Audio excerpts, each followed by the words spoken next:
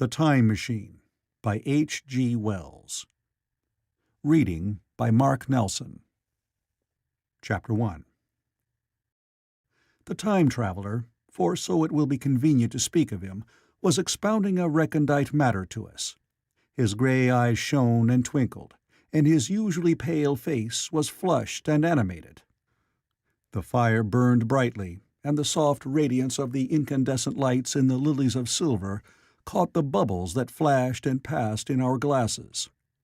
Our chairs, being his patents, embraced and caressed us rather than submitted to be sat upon, and there was that luxurious after-dinner atmosphere when thought roams gracefully free of the trammels of precision. And he put it to us in this way, marking the points with a lean forefinger, as we sat and lazily admired his earnestness over his new paradox, as we thought it, and his fecundity. You must follow me carefully. I shall have to controvert one or two ideas that are almost universally accepted. The geometry, for instance, they taught you at school is founded on a misconception. "Is not that a rather large thing to expect us to begin upon?" said Philby, an argumentative person with red hair. "I do not mean to ask you to accept anything without reasonable ground for it. You will soon admit as much as I need from you. You know, of course, that a mathematical line, a line of thickness, nil, has no real existence. They taught you that? Neither has a mathematical plane. These things are mere abstractions." "That is all right," said the psychologist. "Nor, having only length, breadth, and thickness, can a cube have a real existence." "There I object," said Philby. "Of course a solid body may exist, all real things, so most people think. But wait a moment. Can an instantaneous cube exist?" "Don't follow you," said Philby. "Can a cube that does not last for any time at all have a real existence?" Philby became pensive. "Clearly," the time traveler proceeded, "any real body must have extension in 4 directions. It must have length, breadth, thickness, and duration. But through a natural infirmity of the flesh, which I will explain to you in a moment, we incline to overlook this fact. There are really 4 dimensions, 3 which we call the 3 planes of space, and a 4th, time. There is, however, a tendency to draw an unreal distinction between the former 3 dimensions and the latter, because it happens that our consciousness moves intermittently in one direction, along the latter from the beginning to the end of our lives." "That," said a very young man, making spasmodic efforts to relight his cigar over the lamp, "that very clear indeed." "Now, it is very remarkable that this is so extensively overlooked," continued the time traveler with a slight accession of cheerfulness. "Really, this is what is meant by the 4th dimension, though some people who talk about the 4th dimension do not know they mean it. It is only another way of looking at time. There is no difference between time and any of the 3 dimensions of space, except that our consciousness moves along it. But some foolish people have got hold of the wrong side of that idea. You have all heard what they have to say about this 4th dimension?" "I have not," said the provincial mayor. "It is simply this, that space, as our mathematicians have it, is spoken of as having 3 dimensions, which one may call length, breadth, and thickness, and is always definable by reference to 3 planes, each at right angles to the others. But some philosophical people have been asking, why 3 dimensions particularly? Why not another direction at right angles to the other 3, and have even tried to construct a 4-dimension geometry. Professor Simon Newcomb was expounding this to the New York Mathematical Society only a month or so ago. You know how on a flat surface, which has only 2 dimensions, we can represent a figure of a 3-dimensional solid, and similarly they think that by models of 3 dimensions they could represent one of 4, if they could master the perspective of the thing. See?" "I think so," murmured the provincial mayor, and knitting his brows he lapsed into an introspective state, his lips moving as one who repeats mystic words. "Yes, I think I see it now," he said after some time, brightening in a quite transitory manner. "Well, I do not mind telling you I have been at work upon this geometry of 4 dimensions for some time. Some of my results are curious. For instance, here is a portrait of a man at 8 years old, another at 15, another at 17, another at 23, and so on. All these are evidently sections, as it were, 3-dimensional representations of his 4-dimensioned being, which is a fixed and unalterable thing. Scientific people," proceeded the Time Traveler, after the pause required for the proper assimilation of this, "know very well that time is only a kind of space. Here is a popular scientific diagram, a weather record. This line I trace with my finger shows the movement of the barometer. Yesterday it was so high, yesterday night it fell, then this morning it rose again, and so gently upward to here. Surely the mercury did not trace this line in any of the dimensions of space generally recognized. But certainly it traced such a line, and that line, therefore, we must conclude was along the time dimension." "But," said the medical man, staring hard at a coal in the fire, "if time is really only a 4th dimension of space, why is it, and why has it always been, regarded as something different? And why cannot we move in time as we move about in the other dimensions of space?" The Time Traveler smiled. "Are you sure we can move freely in space? Right and left we can go, backward and forward freely enough, and men always have done so. I admit we move freely in 2 dimensions. But how about up and down? Gravitation limits us there." "Not exactly," said the medical man. "There are balloons."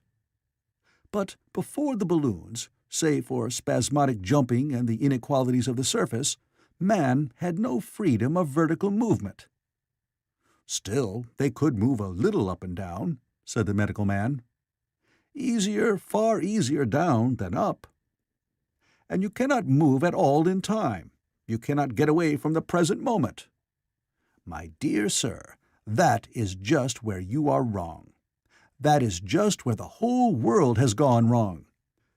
We are always getting away from the present moment. Our mental existences, which are immaterial and have no dimensions, are passing along the time dimension with a uniform velocity from the cradle to the grave, just as we should travel down if we began our existence 50 miles above the Earth's surface." "But the great difficulty is this," interrupted the psychologist. "You can move about in all directions of space, but you cannot move about in time. That is the germ of my great discovery. But you are wrong to say that we cannot move about in time. For instance, if I am recalling an incident very vividly, I go back to the instant of its occurrence. I become absent-minded, as you say. I jump back for a moment.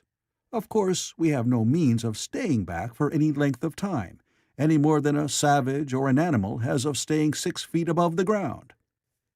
But a civilized man is better off than the savage in this respect. He can go up against gravitation in a balloon, and why should he not hope that, ultimately, he may be able to stop or accelerate his drift along the time dimension, or even turn about and travel the other way?" "Oh, this," began Philby, "is all—" "Why not?" said the Time Traveler. "It's against reason," said Philby. "What reason?" said the Time Traveler. "You can show black is white by argument," said Philby, "but you will never convince me." "Possibly not," said the Time Traveler. "But now you begin to see the object of my investigations into the geometry of 4 dimensions. Long ago I had a vague inkling of a machine."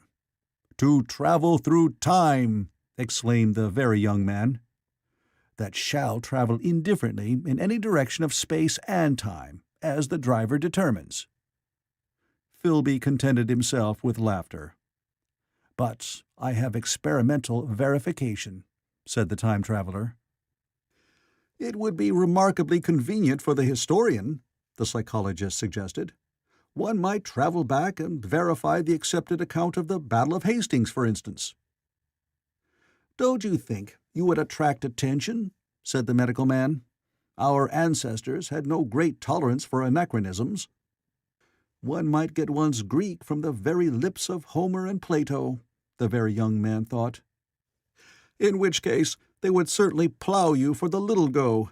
The German scholars have improved Greek so much."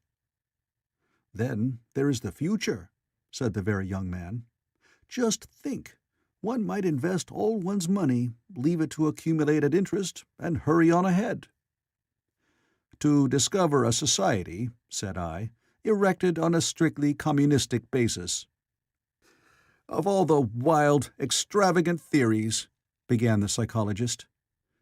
"Yes, so it seemed to me, and so I never talked of it until—" "Experimental verification!" cried I. "You were going to verify that?"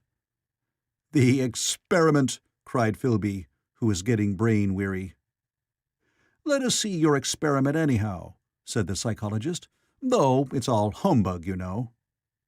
The time traveler smiled round at us. Then, still smiling faintly, and with his hands deep in his trousers pockets, he walked slowly out of the room, and we heard his slippers shuffling down the long passage to his laboratory. The psychologist looked at us. "I wonder what he's got." "Some sleight-of-hand trick or other," said the medical man, and Philby tried to tell us about a conjurer he had seen at Burslem. But before he had finished his preface, the time traveler came back, and Philby's anecdote collapsed. The thing the time traveler held in his hand was a glittering metallic framework, scarcely larger than a small clock, and very delicately made. There was ivory in it, and some transparent crystalline substance. And now I must be explicit, for this that follows, unless his explanation is to be accepted, is an absolutely unaccountable thing. He took one of the small octagonal tables that were scattered about the room, and set it in front of the fire, with 2 legs on the hearthrug. On this table he placed the mechanism. Then he drew up a chair and sat down. The only other object on the table was a small shaded lamp, the bright light of which fell upon the model. There were also perhaps a dozen candles about, 2 in brass candlesticks upon the mantel, and several in sconces, so that the room was brilliantly illuminated. I sat in a low armchair nearest the fire, and I drew this forward so as to be almost between the time traveler and the fireplace. Philby sat behind him, looking over his shoulder. The medical man and the provincial mayor watched him in profile from the right, the psychologist from the left. The very young man stood behind the psychologist. We were all on the alert. It appears incredible to me that any kind of trick, however subtly conceived and however adroitly done, could have been played upon us under these conditions. The time traveler looked at us, and then at the mechanism. "Well?" said the psychologist. "This little affair," said the time traveler, resting his elbows upon the table and pressing his hands together above the apparatus, "is only a model. It is my plan for a machine to travel through time. You will notice that it looks singularly askew, and that there is an odd twinkling appearance about this bar, as though it was in some way unreal." He pointed to the part with his finger. "Also, here is one little white lever, and here is another." The medical man got up out of his chair and peered into the thing. "It's beautifully made," he said. "It took 2 years to make," retorted the time traveler. Then, when we had all imitated the action of the medical man, he said, "Now, I want you clearly to understand that this lever, being pressed over, sends the machine gliding into the future, and this other reverses the motion. This saddle represents the seat of a time traveler. Presently, I am going to press the lever, and off the machine will go. It will vanish, pass into future time, and disappear. Have a good look at the thing. Look at the table, too, and satisfy yourselves there is no trickery. I don't want to waste this model and then be told I'm a quack." There was a minute's pause, perhaps. The psychologist seemed about to speak to me, but changed his mind. Then the time-traveler put forth his finger towards the lever. "No," he said suddenly. "Lend me your hand." And turning to the psychologist, he took that individual's hand in his own and told him to put out his forefinger. So that it was the psychologist himself who sent forth the model time machine on its interminable voyage. We all saw the lever turn. I am absolutely certain there was no trickery. There was a breath of wind, and the lamp flame jumped. One of the candles on the mantel was blown out, and the little machine suddenly swung round, became indistinct, was seen as a ghost for a second perhaps, as an eddy of faintly glittering brass and ivory, and it was gone, vanished. Save for the lamp, the table was bare. Everyone was silent for a minute. Then Philby said he was damned. The psychologist recovered from his stupor and suddenly looked under the table. At that, the time-traveler laughed cheerfully. "Well?" he said, with a reminiscence of the psychologist. Then, getting up, he went to the tobacco jar on the mantel, and with his back to us, began to fill his pipe. We stared at each other. "Look here," said the medical man. "Are you in earnest about this? Do you seriously believe that that machine has traveled into time?" "Certainly," said the time-traveler, stooping to light a spill at the fire. Then he turned, lighting his pipe, to look at the psychologist's face. The psychologist, to show that he was not unhinged, helped himself to a cigar and tried to light it uncut. "What is more, I have a big machine nearly finished in there." He indicated the laboratory. "And when that is put together, I mean to have a journey on my own account." "You mean to say that that machine has traveled into the future?" said Philby. "Into the future or the past. I don't for certain know which." After an interval, the psychologist had an inspiration. "It must have gone into the past, if it has gone anywhere," he said. "Why?" said the time-traveler. "Because I presume that it has not moved in space, and if it traveled into the future, it would still be here all this time, since it must have traveled through this time." "But," I said, "if it traveled into the past, it would have been visible when we came first into this room, and last Thursday, when we were here, and the Thursday before that, and so forth."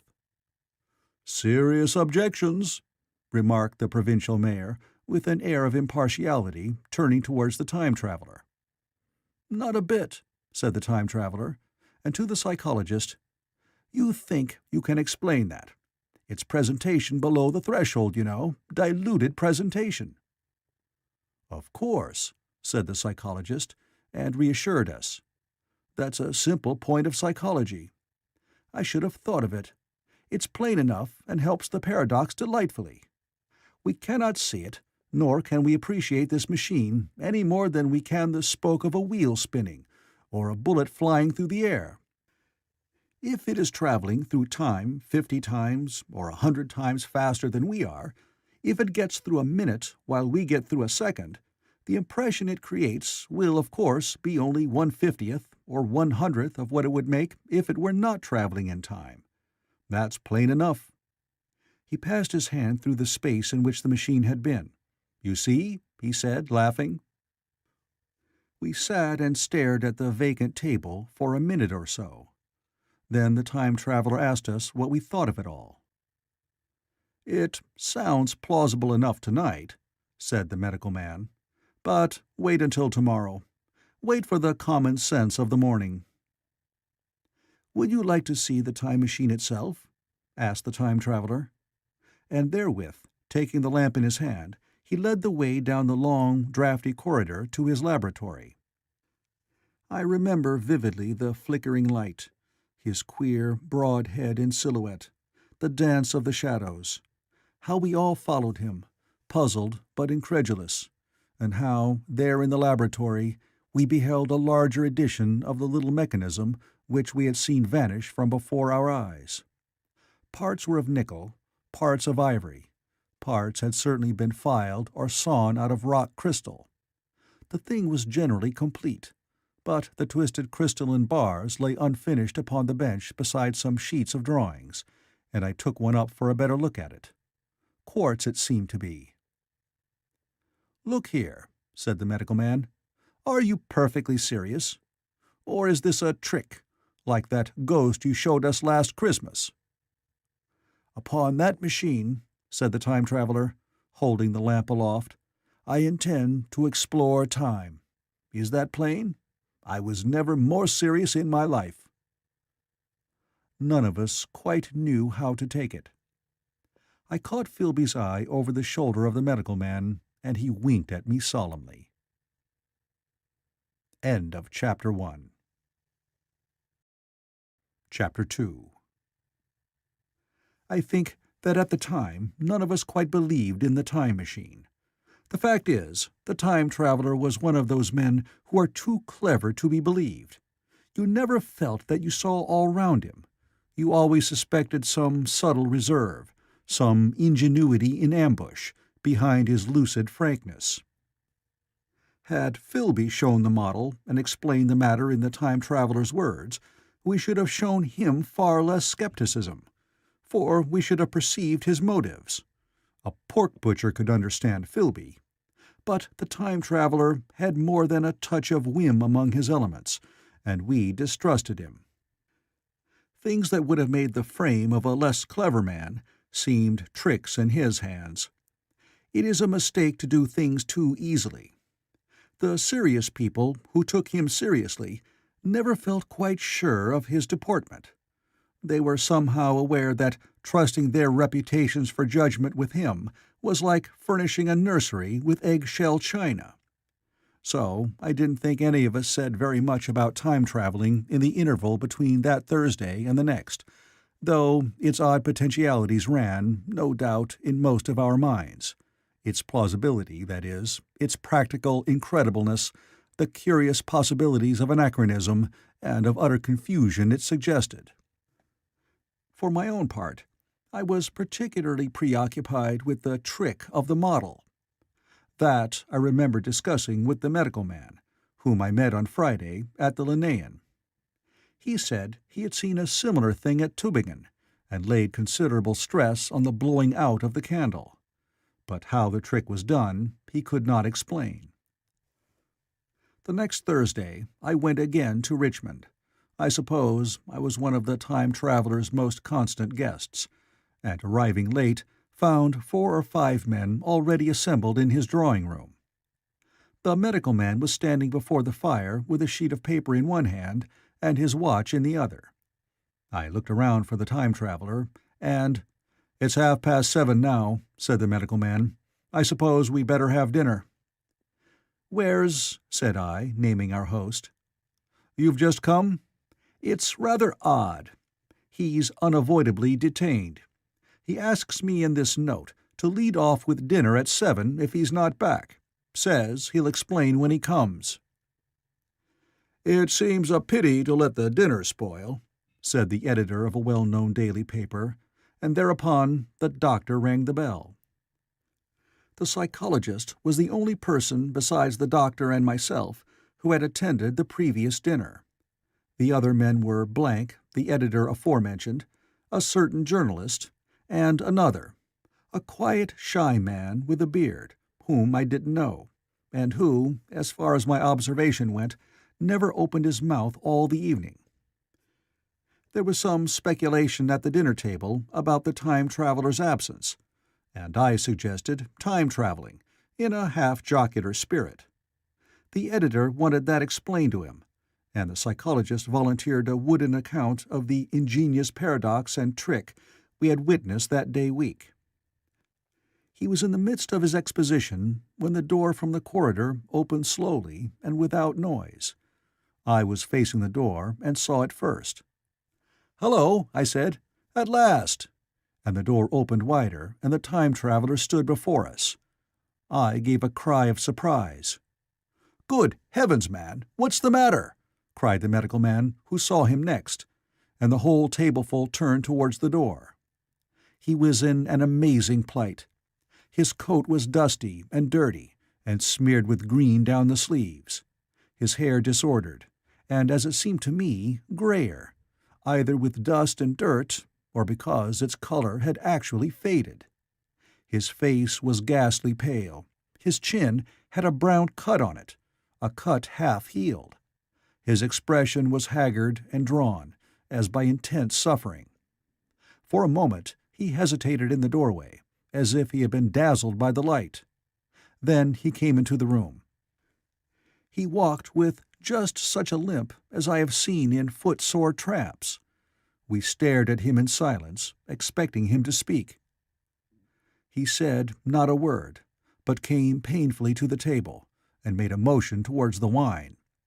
The editor filled a glass of champagne and pushed it towards him. He drained it, and it seemed to do him good, for he looked round the table, and the ghost of his old smile flickered across his face. "What on earth have you been up to, man?" said the doctor. The time-traveler did not seem to hear. "Don't let me disturb you," he said, with a certain faltering articulation. "I'm all right."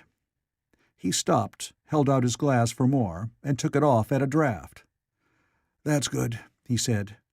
His eyes grew brighter, and a faint color came into his cheeks.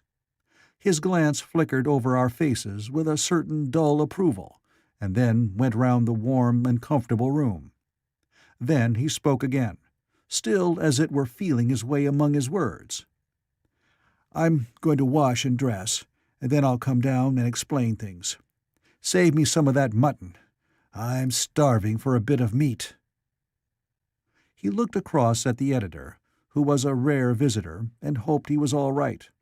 The editor began a question. "Tell you presently," said the time-traveler. Funny, I'll be right in a minute." He put down his glass and walked towards the staircase door.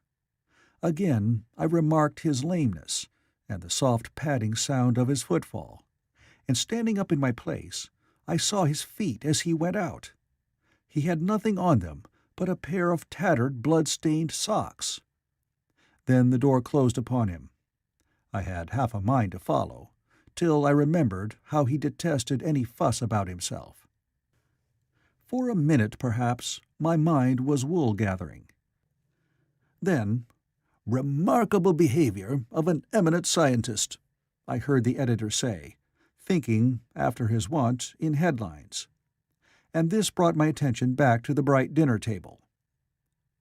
"What's the game?" said the journalist. "Has he been doing the amateur cadger? I don't follow." I met the eye of the psychologist and read my own interpretation in his face. I thought of the time-traveler limping painfully upstairs. I don't think anyone else had noticed his lameness. The first to recover completely from this surprise was the medical man, who rang the bell. The time-traveler hated to have servants waiting at dinner, for a hot plate. At that, the editor turned to his knife and fork with a grunt, and the silent man followed suit. The dinner was resumed. Conversation was exclamatory for a little while, with gaps of wonderment. And then the editor got fervent in his curiosity. "Does our friend eke out his modest income with a crossing, or has he his Nebuchadnezzar phases?" he inquired. "I feel assured it's this business of the time machine," I said, and took up the psychologist's account of our previous meeting. The new guests were frankly incredulous. The editor raised objections. What was this time-traveling? A man couldn't cover himself with dust by rolling in a paradox, could he? And then, as the idea came home to him, he resorted to caricature. Hadn't he any clothes-brushes in the future? The journalist, too, would not believe at any price, and joined the editor in the easy work of heaping ridicule on the whole thing. They were both the new kind of journalist, very joyous, irreverent young men. "Our special correspondent in the Day After Tomorrow reports," the journalist was saying, or rather shouting, when the time traveler came back. He was dressed in ordinary evening clothes, and nothing save his haggard look remained of the change that had startled me. "I say," said the editor hilariously, "these chaps here say you have been travelling into the middle of next week. Tell us all about little Roseberry, will you? What will you take for the lot?" The time traveler came to the place reserved for him without a word. He smiled quietly in his old way. "Where's my mutton?" he said. "What a treat it is to stick a fork into meat again." "Story!" cried the editor. "Story be damned," said the time traveler. "I want something to eat. I won't say a word until I get some peptone into my arteries. Thanks, and the salt." "One word," said I. "Have you been time-traveling?" "Yes," said the time traveler, with his mouth full, nodding his head. "I'd give a shilling a line for a verbatim note," said the editor.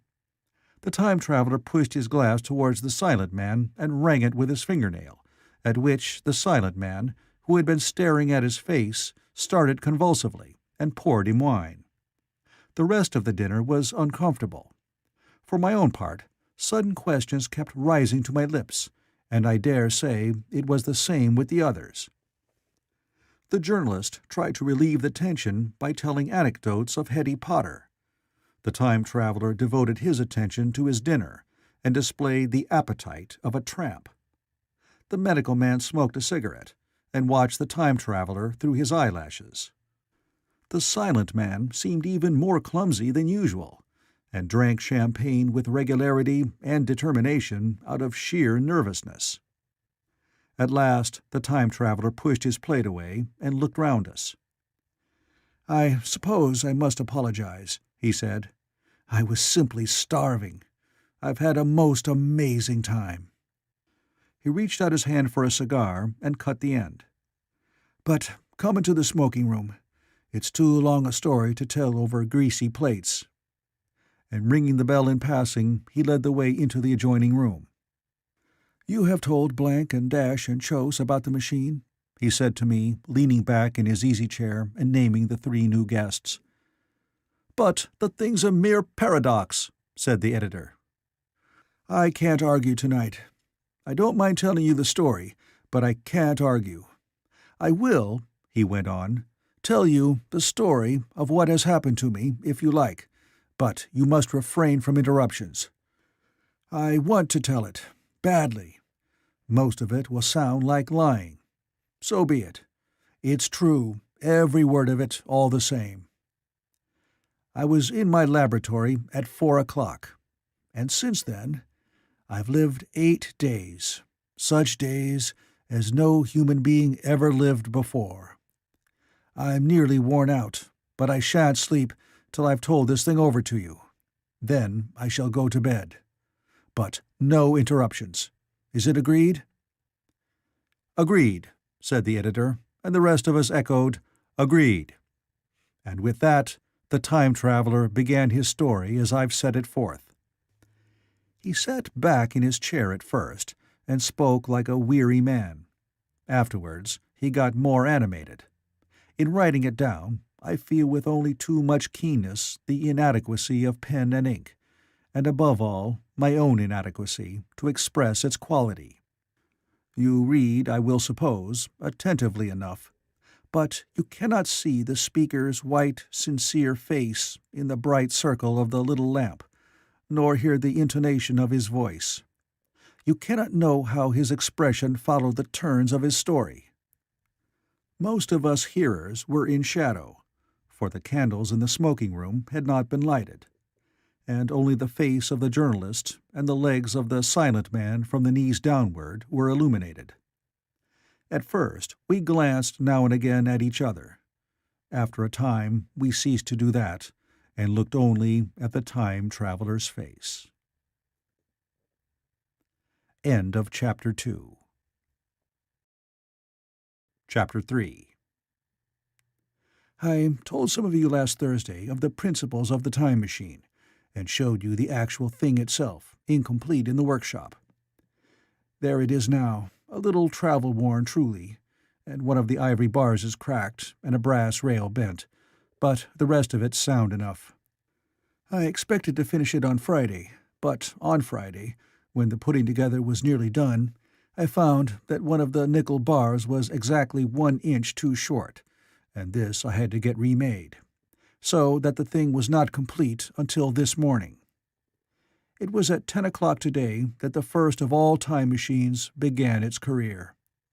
I gave it a last tap, tried all the screws again, put one more drop of oil on the quartz rod, and sat myself in the saddle.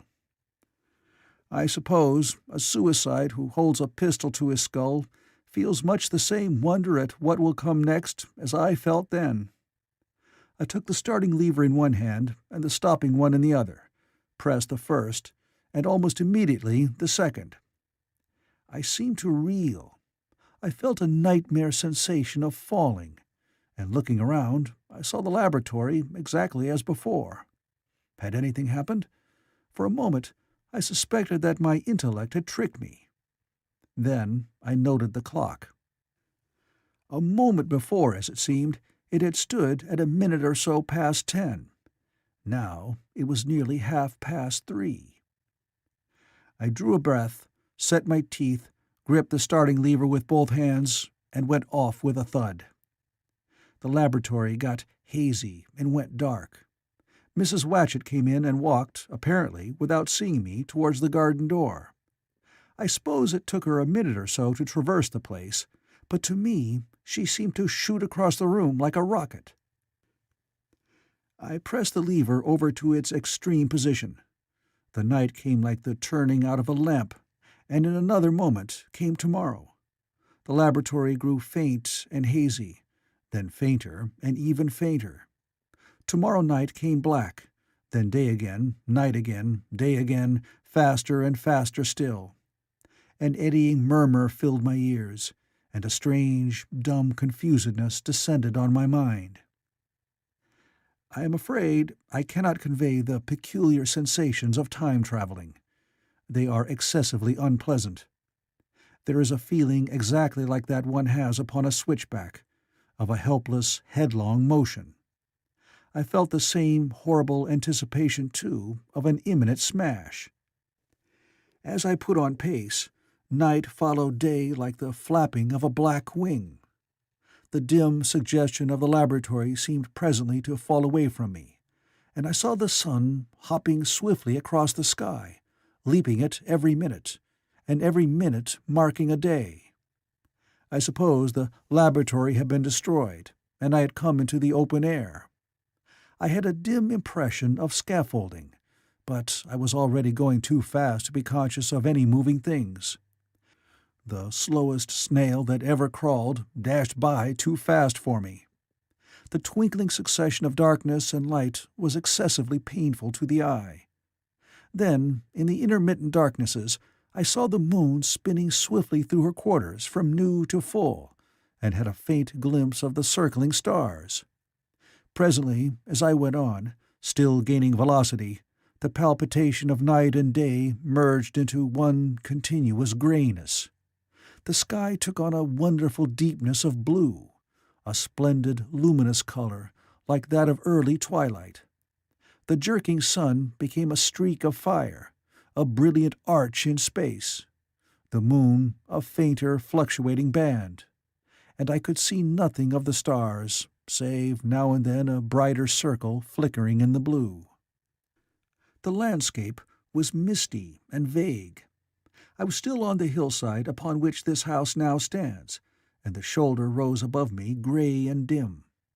I saw trees growing and changing like puffs of vapor, now brown, now green. They grew, spread, shivered, and passed away. I saw huge buildings rise up, faint and fair, and pass like dreams. The whole surface of the earth seemed changed, melting and flowing under my eyes. The little hands upon the dials that registered my speed raced round faster and faster. Presently, I noted that the sun-belt swayed up and down, from solstice to solstice, in a minute or less, and that consequently my pace was over a year a minute, and minute by minute the white snow flashed across the world and vanished, and was followed by the bright, brief green of spring. The unpleasant sensations of the start were less poignant now. They merged at last into a kind of hysterical exhilaration. I remarked, indeed, a clumsy swaying of the machine, for which I was unable to account. But my mind was too confused to attend to it, so, with a kind of madness growing upon me, I flung myself into futurity. At first, I scarce thought of stopping, scarce thought of anything but these new sensations.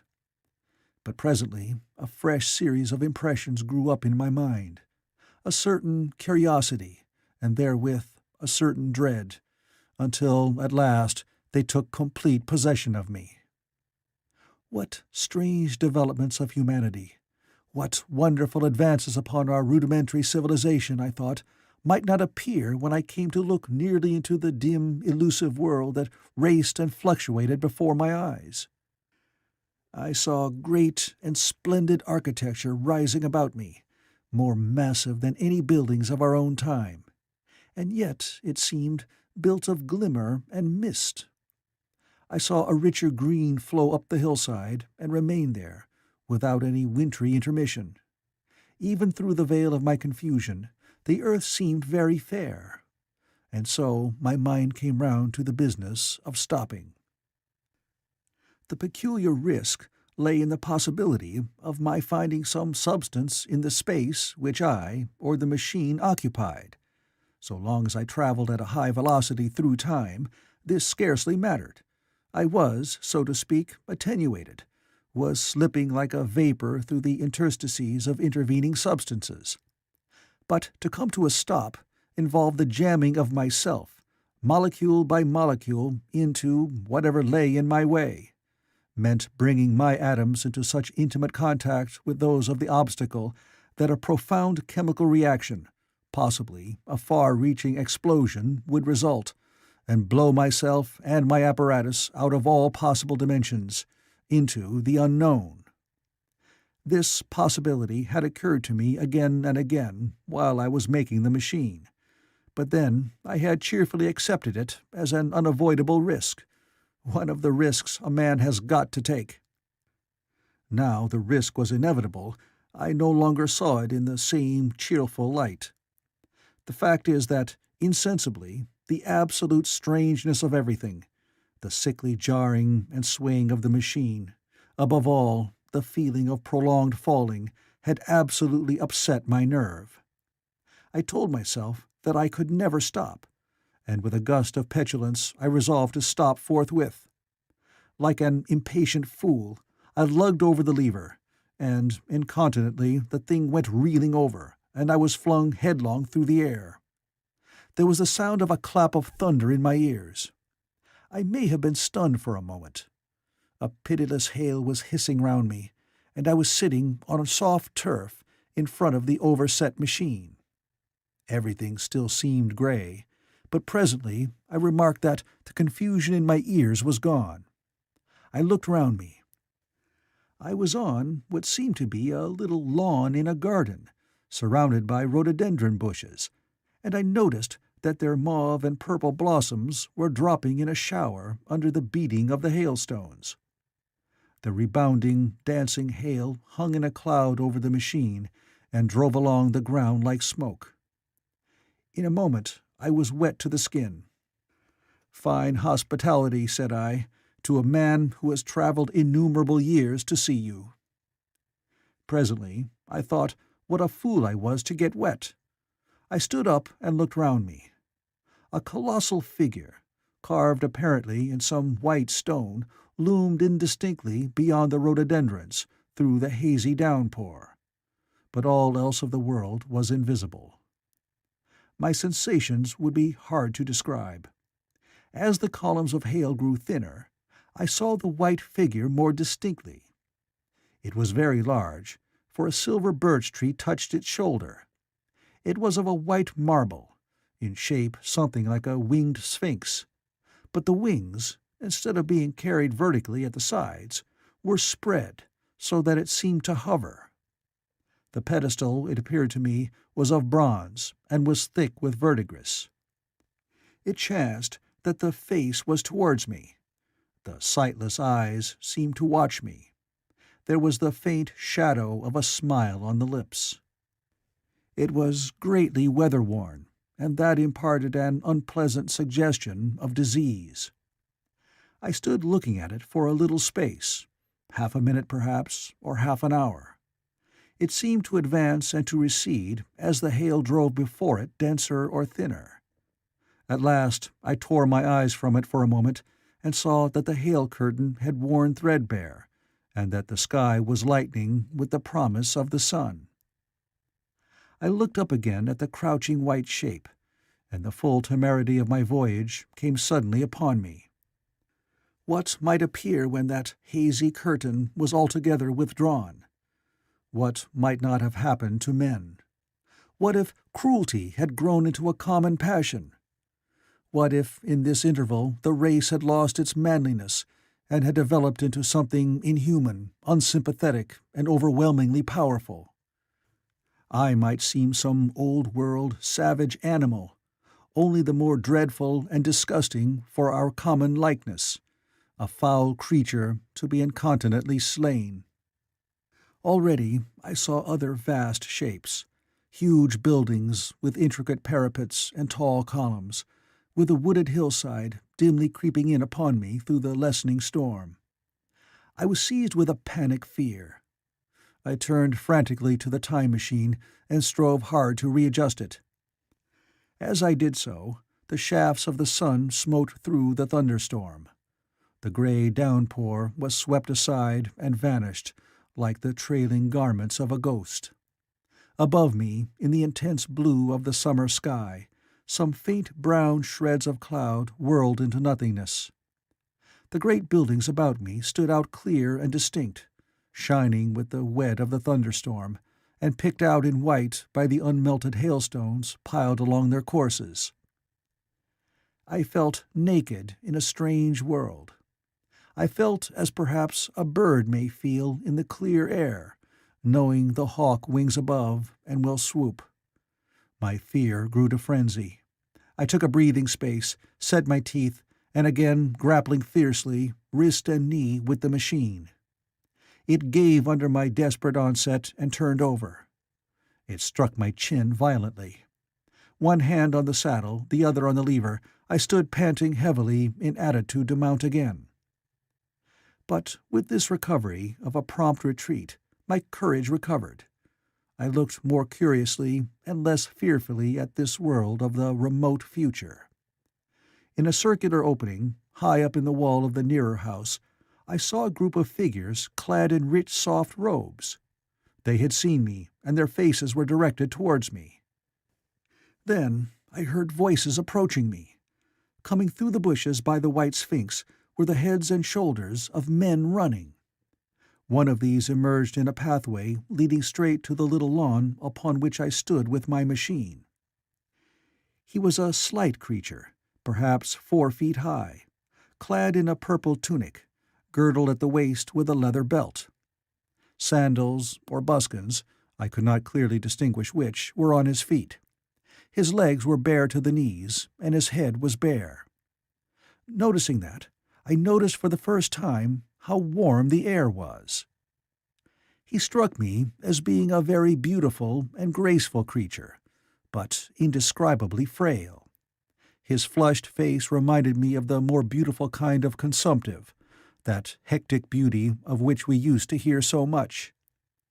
At the sight of him, I suddenly regained confidence. I took my hands from the machine. End of Chapter 3. Chapter 4.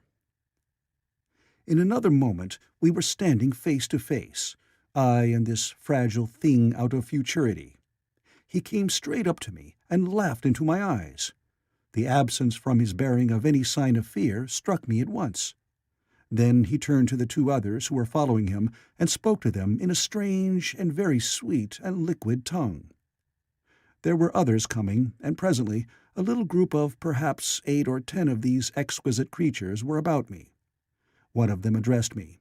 It came into my head, oddly enough, that my voice was too harsh and deep for them. So I shook my head, and pointing to my ears, shook it again. He came a step forward, hesitated, and then touched my hand.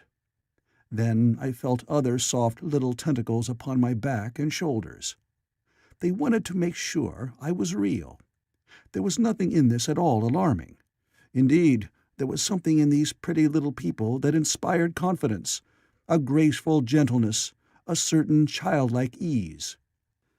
And besides, they looked so frail that I could fancy myself flinging the whole dozen of them about like ninepins. But I made a sudden motion to warn them when I saw their little pink hands feeling the time machine. Happily, then, when it was not too late, I thought of a danger I had hitherto forgotten, and reaching over the bars of the machine, I unscrewed the little levers that would set it in motion, and put these in my pocket. Then I turned again to see what I could do in the way of communication. And then, looking more nearly into their features, I saw some further peculiarities in their Dresden china type of prettiness. Their hair, which was uniformly curly, came to a sharp end at the neck and cheek. There was not the faintest suggestion of it on the face, and their ears were singularly minute. Their mouths were small, with bright red, rather thin lips, and the little chins ran to a point.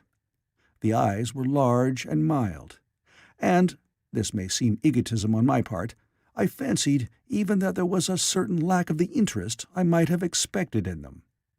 As they made no effort to communicate with me, but simply stood round me smiling and speaking in soft cooing notes to each other, I began the conversation. I pointed to the time machine and to myself.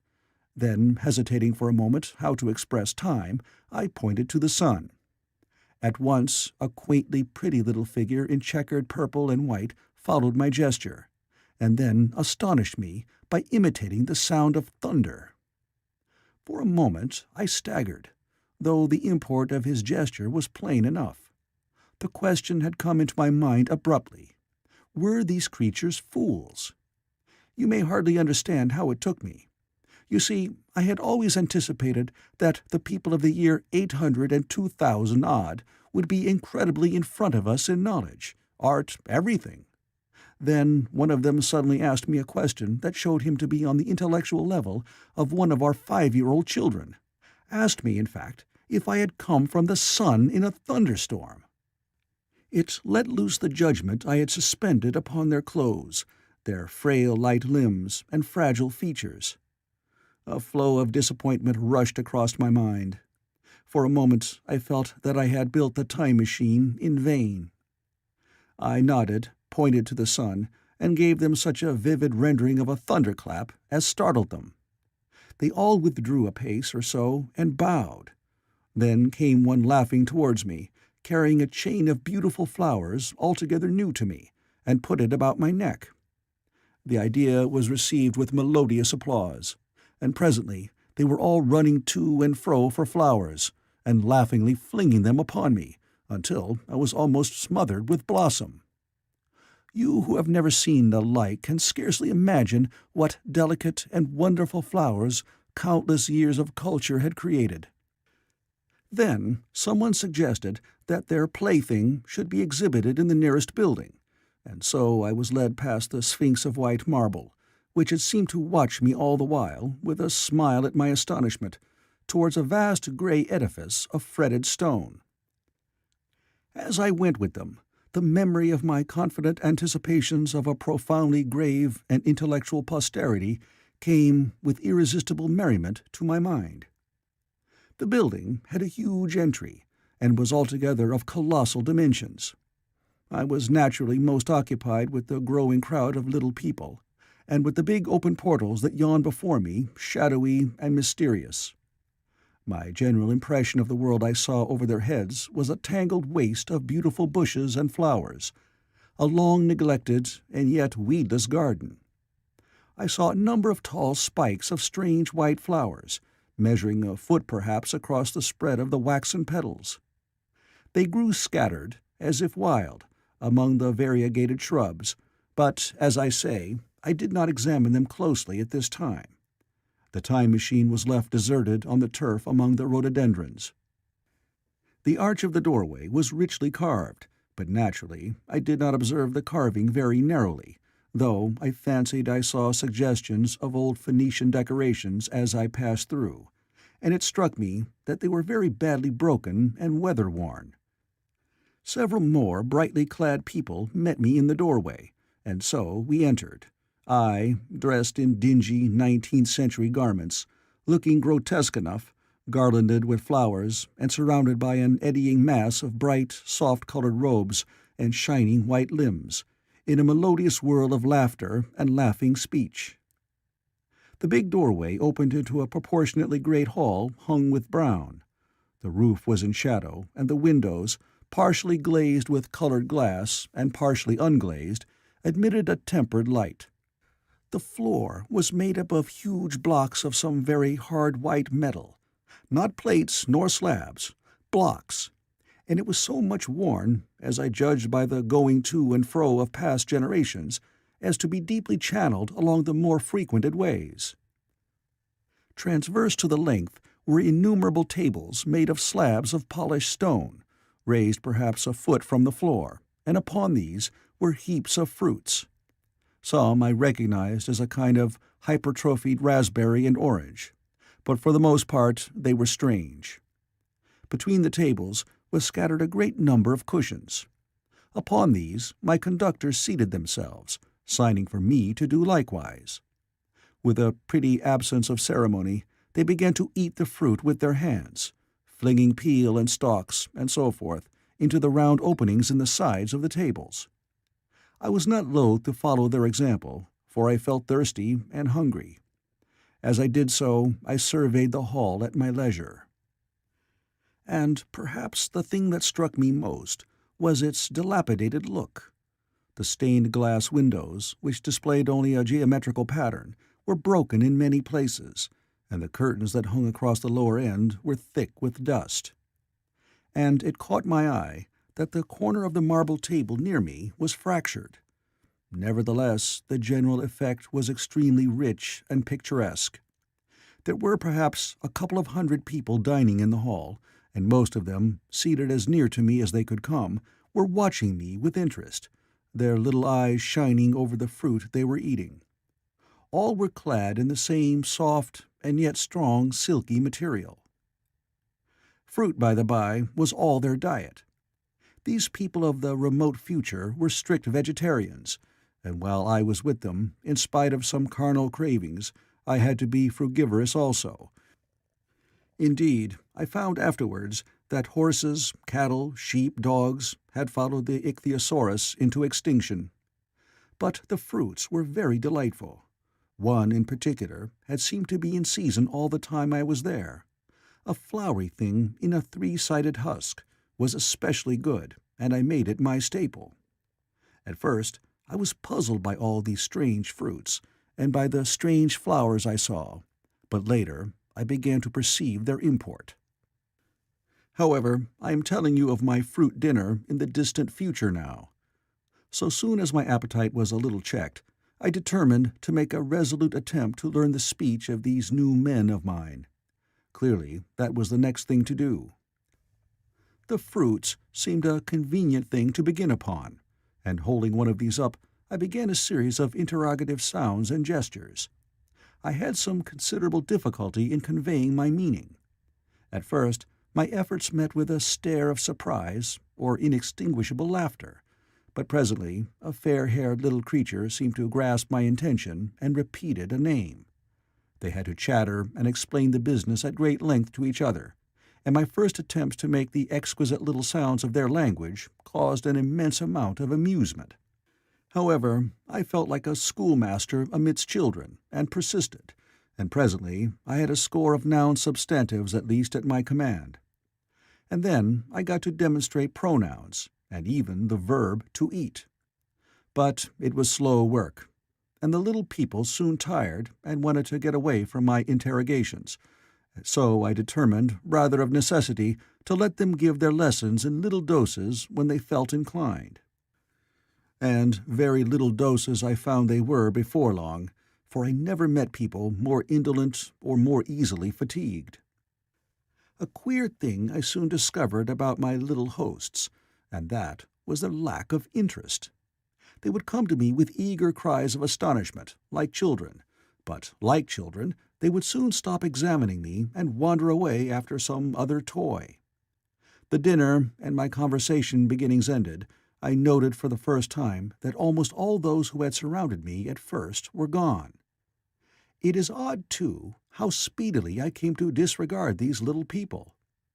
I went out through the portal into the sunlit world again as soon as my hunger was satisfied. I was continually meeting more of these men of the future, who would follow me at a little distance, chatter and laugh about me, and, having smiled and gesticulated in a friendly way, leave me again to my own devices. The calm of evening was upon the world as I emerged from the great hall, and the scene was lit by the warm glow of the setting sun. At first things were very confusing. Everything was so entirely different from the world I had known, even the flowers. The big building I had left was situated on the slope of a broad river valley, but the Thames had shifted perhaps a mile from its present position. I resolved to mount to the summit of a crest perhaps a mile and a half away, from which I could get a wider view of this our planet in the year 802,701 A.D. For that, I should explain, was the date the little dials of my machine recorded. As I walked, I was watched for every impression that could possibly help to explain the condition of ruinous splendor in which I found the world, for ruinous it was.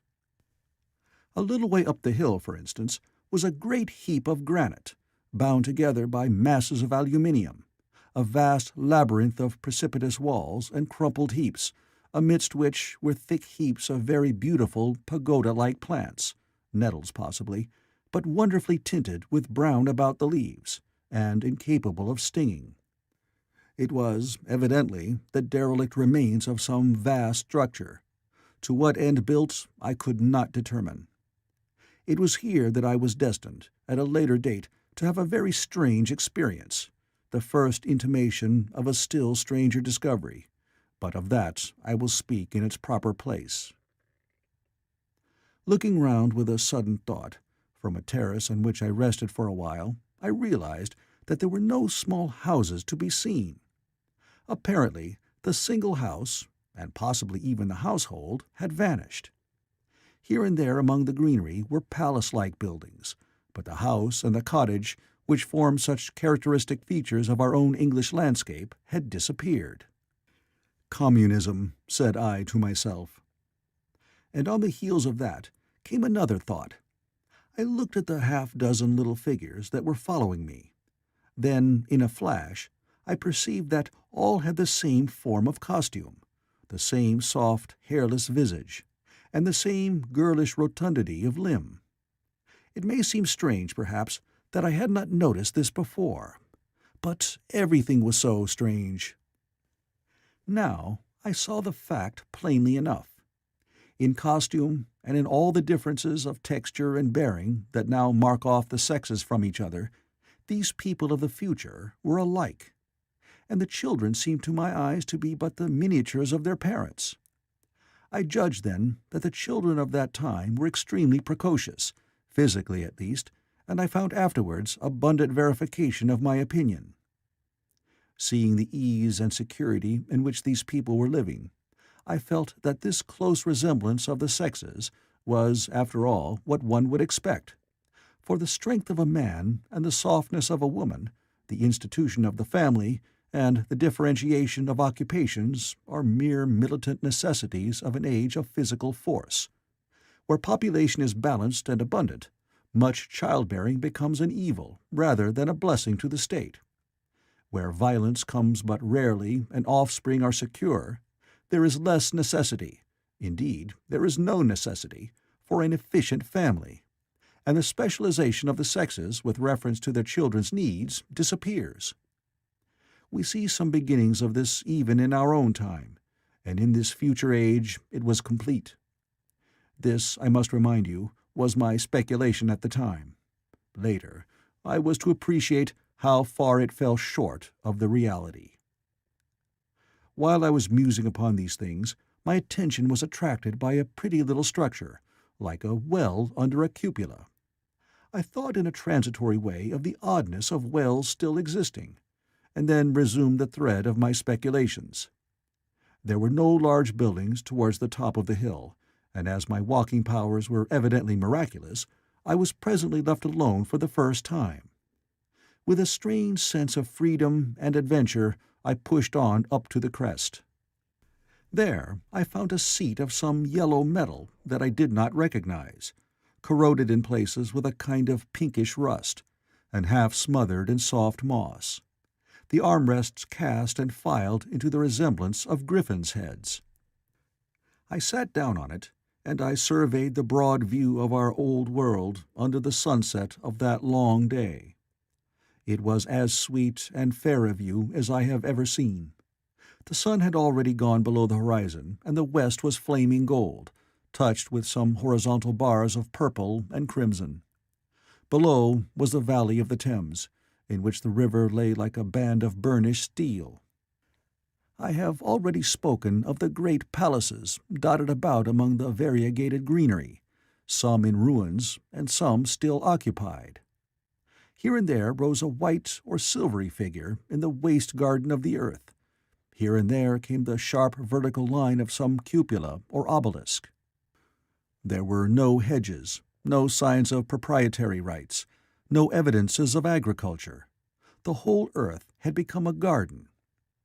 So watching, I began to put my interpretation upon the things I had seen, and as it shaped itself to me that evening, my interpretation was something in this way. Afterwards, I found I had got only a half-truth, or only a glimpse of one facet of the truth. It seemed to me that I had happened upon humanity upon the wane. The ruddy sunset set me thinking of the sunset of mankind. For the first time, I began to realize an odd consequence of the social effort in which we are at present engaged. And yet, come to think, it is a logical consequence enough. Strength is the outcome of need. Security sets a premium on feebleness. The work of ameliorating the conditions of life, the true civilizing process that makes life more and more secure, had gone steadily on to a climax. One triumph of a united humanity over nature had followed another. Things that are now mere dreams had become projects deliberately put in hand and carried forward. And the harvest was what I saw. After all, the sanitation and the agriculture of today are still in the rudimentary stage. The science of our time has attacked but a little department of the field of human disease, but even so, it spreads its operations very steadily and persistently. Our agriculture and horticulture destroy a weed just here and there, and cultivate perhaps a score or so of wholesome plants, leaving the greater number to fight out a balance as they can. We improve our favorite plants and animals, and how few they are, gradually by selective breeding. Now a new and better peach, now a seedless grape, now a sweeter and larger flower, now a more convenient breed of cattle. We improve them gradually, because our ideals are vague and tentative, and our knowledge is very limited. Because nature too is shy and slow in our clumsy hands. Some day all this will be better organized and still better. That is the drift of the current in spite of the eddies. The whole world will be intelligent, educated, and cooperating. Things will move faster and faster towards the subjugation of nature. In the end, wisely and carefully, we shall readjust the balance of animal and vegetable to suit our human needs. This adjustment, I say, must have been done, and done well. Done indeed for all time, in the space of time across which my machine had leaped. The air was free from gnats, the earth from weeds or fungi. Everywhere were fruits and sweet and delightful flowers. Brilliant butterflies flew hither and thither. The ideal of preventive medicine was attained. Diseases had been stamped out. I saw no evidence of any contagious diseases during all my stay. and I shall have to tell you later that even the processes of putrefaction and decay had been profoundly affected by these changes. Social triumphs, too, had been affected. I saw mankind housed in splendid shelters, gloriously clothed, and as yet I had found them engaged in no toil. There were no signs of struggle, neither social nor economical struggle. The shop, the advertisement, traffic, all that commerce which constitutes the body of our world, was gone. It was natural on that golden evening that I should jump at the idea of a social paradise. The difficulty of increasing population had been met, I guessed, and population had ceased to increase. But with this change in condition comes inevitably adaptations to the change. What, unless biological science is a mass of errors, is the cause of human intelligence and vigor? Hardship and freedom. Conditions under which the active, strong, and subtle survive, and the weaker go to the wall. Conditions that put a premium upon the loyal alliance of capable men, upon self-restraint, patience, and decision. And the institution of the family, and the emotions that arise therein, the fierce jealousy, the tenderness for offspring, parental self-devotion, all found their justification and support in the imminent dangers of the young. Now, where are these imminent dangers? There is a sentiment arising, and it will grow, against connubial jealousy, against fierce maternity, against passion of all sorts. Unnecessary things now, and things that make us uncomfortable, savage survivals, discords in a refined and pleasant life. I thought of the physical slightness of the people, their lack of intelligence, and those big, abundant ruins, and it strengthened my belief in a perfect conquest of nature. For after the battle comes quiet. Humanity had been strong, energetic, and intelligent, and had used all its abundant vitality to alter the conditions under which it lived. And now came the reaction of the altered conditions. Under the new conditions of perfect comfort and security, that restless energy, that with us is strength, would become weakness. Even in our own time, certain tendencies and desires, once necessary to survival, are a constant source of failure. Physical courage and the love of battle, for instance, are no great help, may even be hindrances, to a civilized man. And in a state of physical balance and security, power, intellectual as well as physical, would be out of place. For countless years I judged there had been no danger of war or solitary violence, no danger from wild beasts, no wasting disease to require strength of constitution, no need of toil. For such a life, what we should call the weak are as well equipped as the strong, are indeed no longer weak. Better equipped indeed they are, for the strong would be fretted by an energy for which there was no outlet. No doubt the exquisite beauty of the buildings I saw was the outcome of the last surgings of the now purposeless energy of mankind, before it settled down into perfect harmony with the conditions under which it lived, the flourish of that triumph which began the last great peace. This has ever been the fate of energy in security. It takes to art and to eroticism, and then come languor and decay. Even this artistic impetus would at last die away, had almost died in the time I saw. To adorn themselves with flowers, to dance, to sing in the sunlight, so much was left of the artistic spirit, and no more. Even that would fade in the end into a contented inactivity. We are kept keen on the grindstone of pain and necessity, and it seemed to me that here was that hateful grindstone broken at last. As I stood there in the gathering dark, I thought that in this simple explanation I had mastered the problem of the world, mastered the whole secret of these delicious people. Possibly the checks they had devised for the increase of population had succeeded too well, and their numbers had rather diminished than kept stationary. That would account for the abandoned ruins. Very simple was my explanation, and plausible enough, as most wrong theories are. End of Chapter 4. Chapter 5. As I stood there musing over this too perfect triumph of man, the full moon, yellow and gibbous, came up out of an overflow of silver light in the northeast. The bright little figures ceased to move about below, a noiseless owl flitted by, and I shivered with the chill of the night. I determined to descend and find where I could sleep.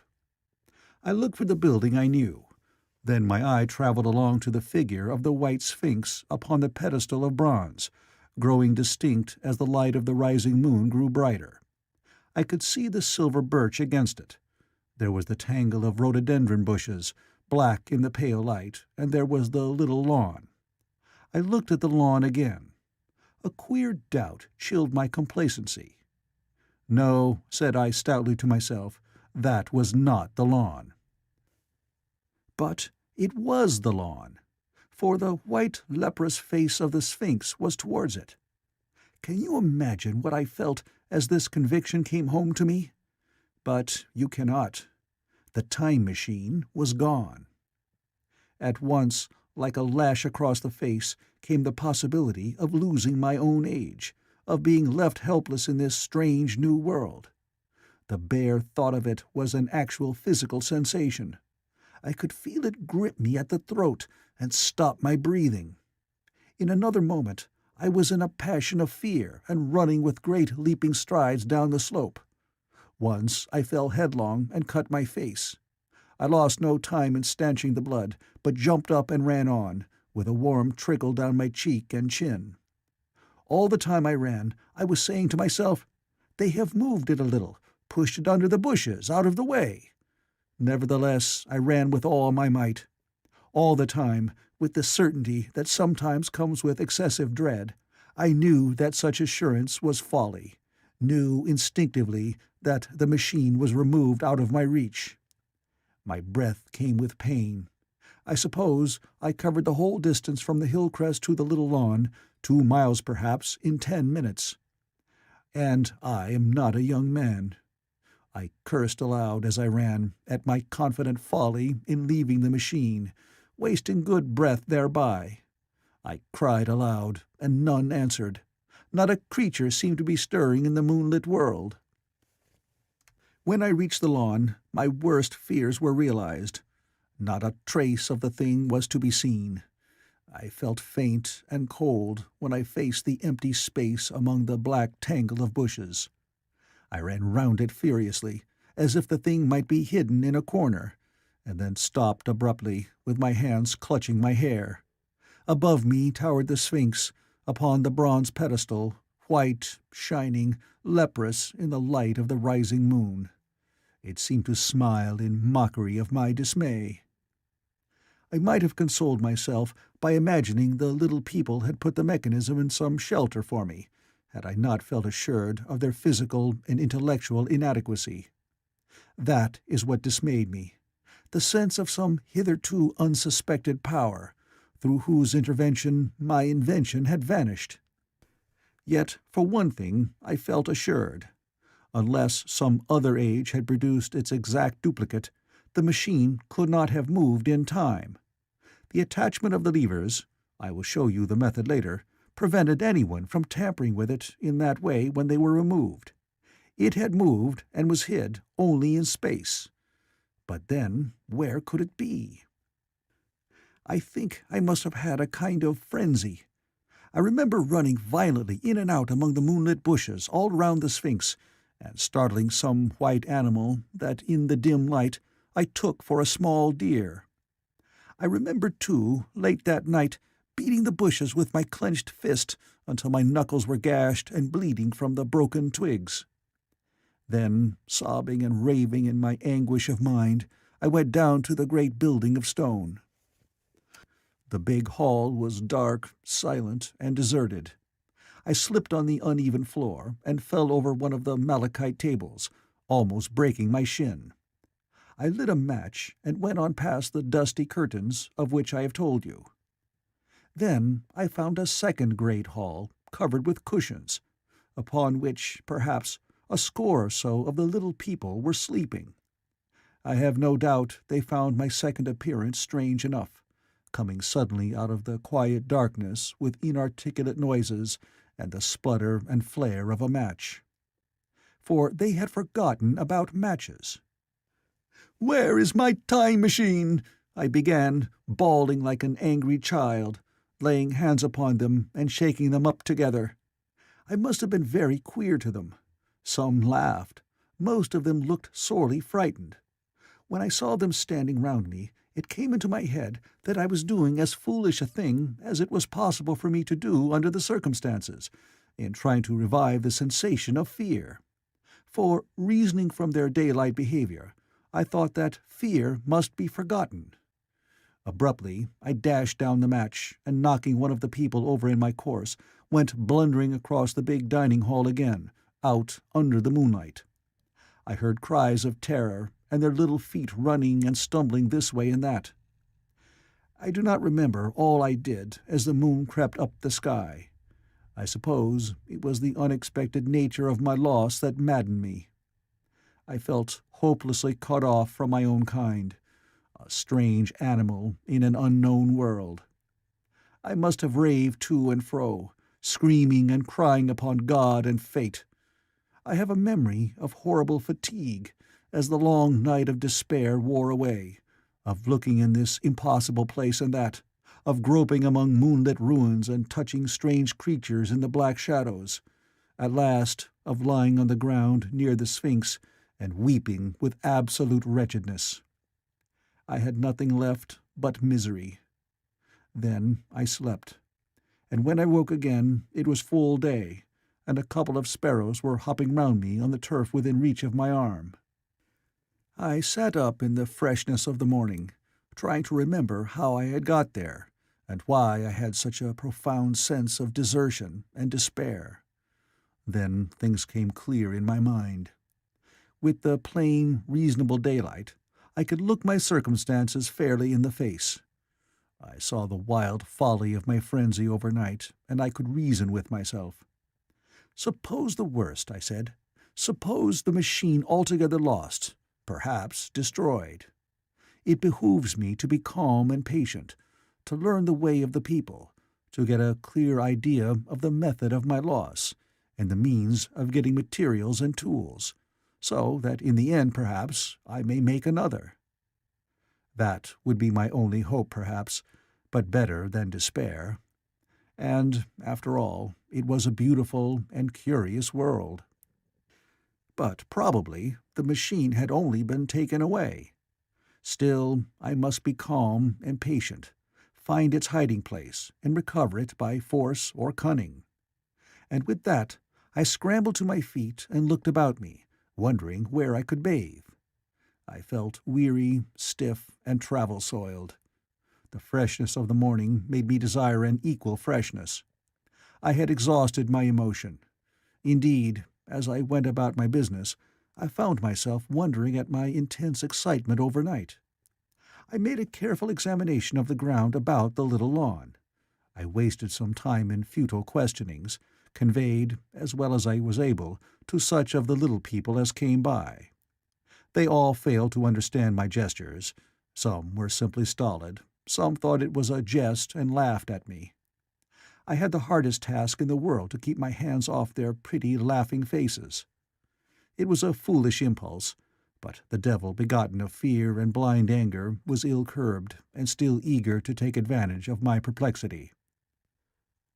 The turf gave better counsel.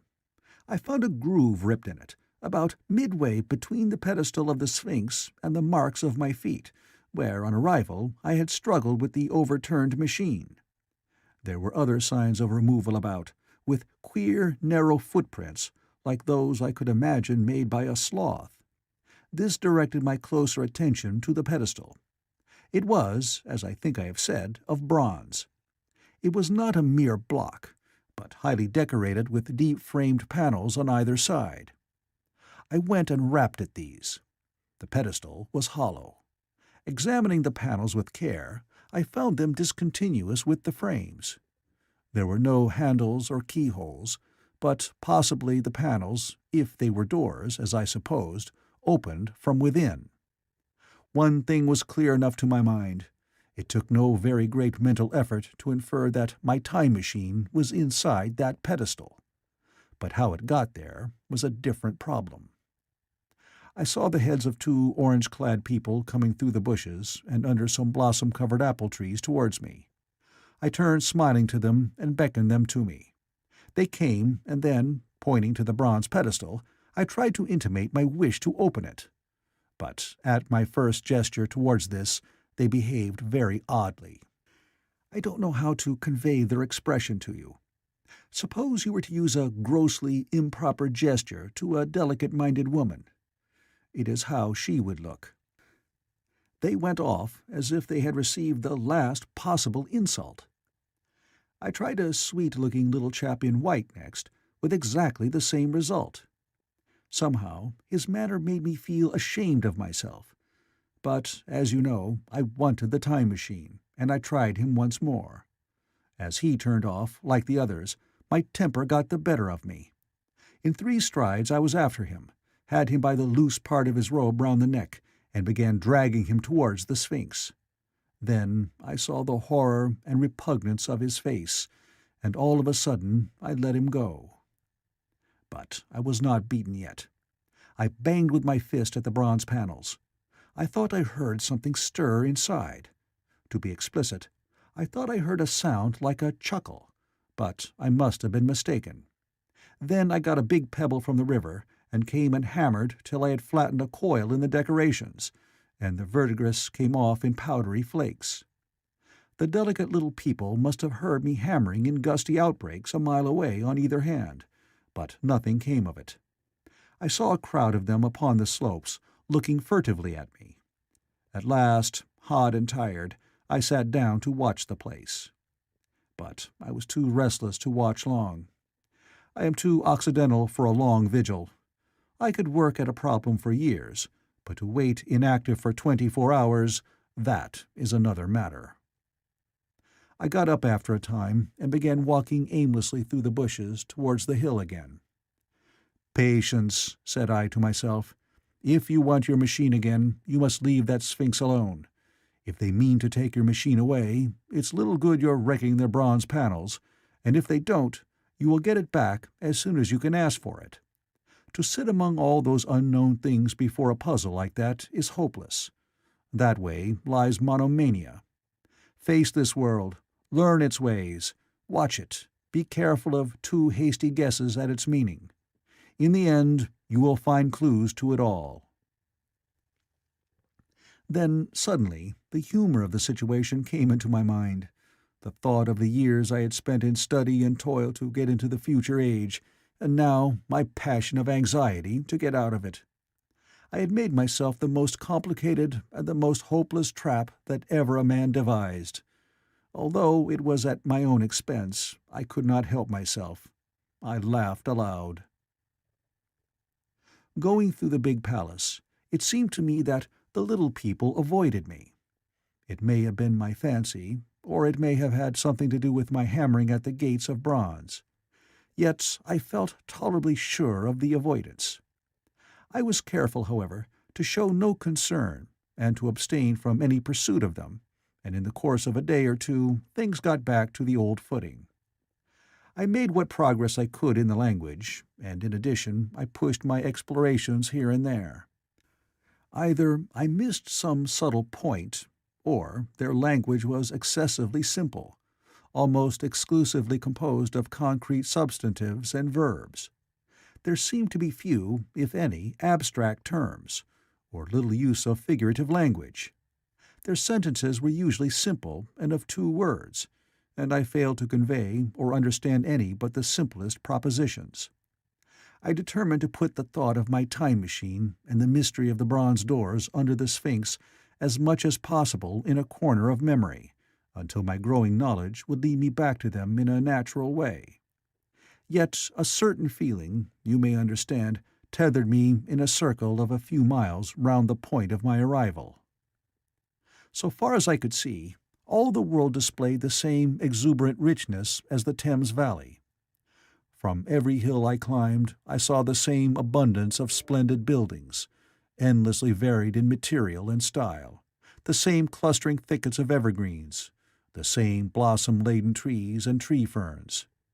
Here and there water shone like silver, and beyond, the land rose into blue, undulating hills, and so faded into the serenity of the sky. A peculiar feature, which presently attracted my attention, was the presence of certain circular wells, several, as it seemed to me, of a very great depth. One lay by the path up the hill, which I had followed during my first walk. Like the others, it was rimmed with bronze, curiously wrought, and protected by a little cupola from the rain. Sitting by the side of these wells, and peering down into the shafted darkness, I could see no gleam of water, nor could I start any reflection with a lighted match. But in all of them I heard a certain sound, a thud-thud-thud, like the beating of some big engine. And I discovered, from the flaring of the matches, that a steady current of air set down the shafts. Further, I threw a scrap of paper into the throat of one, and instead of fluttering slowly down, it was at once sucked swiftly out of sight.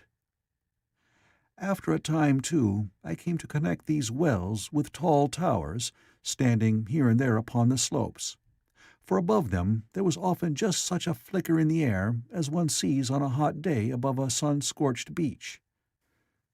Putting things together, I reached a strong suggestion of an extensive system of subterranean ventilation, whose true import it was difficult to imagine.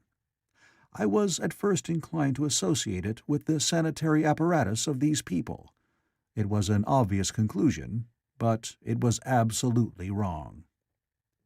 And here, I must admit, that I learned very little of drains and bells and modes of conveyance, and the like conveyances during my time in this real future. In some of these visions of utopias and coming times which I have read, there is a vast amount of detail about building, and social arrangements, and so forth. But while such details are easy enough to obtain when the whole world is contained in one's imagination, they are altogether inaccessible to a real traveller amid such realities as I found here. Conceive the tale of London, which a Negro, fresh from Central Africa, would take back to his tribe. What would he know of railway companies, of social movements, of telephone and telegraph wires, of the parcels delivery company, and postal orders and the like? Yet we, at least, should be willing enough to explain these things to him. And even of what he knew, how much could he make his untravelled friend either apprehend or believe? Then think how narrow the gap between a Negro and a white man of our times, and how wide the interval between myself and these of the Golden Age. I was sensible of much which was unseen, and which contributed to my comfort. But save for a general impression of automatic organization, I fear I can convey very little of the difference to your mind. In the matter of sepulture, for instance, I could see no signs of crematoria nor anything suggestive of tombs. But it occurred to me that possibly there might be cemeteries, or crematoria, somewhere beyond the range of my explorings. This, again, was a question I deliberately put to myself, and my curiosity was at first entirely defeated upon the point. The thing puzzled me, and I was led to make a further remark, which puzzled me still more, that aged and infirm among these people there were none. I must confess that my satisfaction with my first theories of an automatic civilization and a decadent humanity did not long endure. Yet I could think of no other. Let me put my difficulties.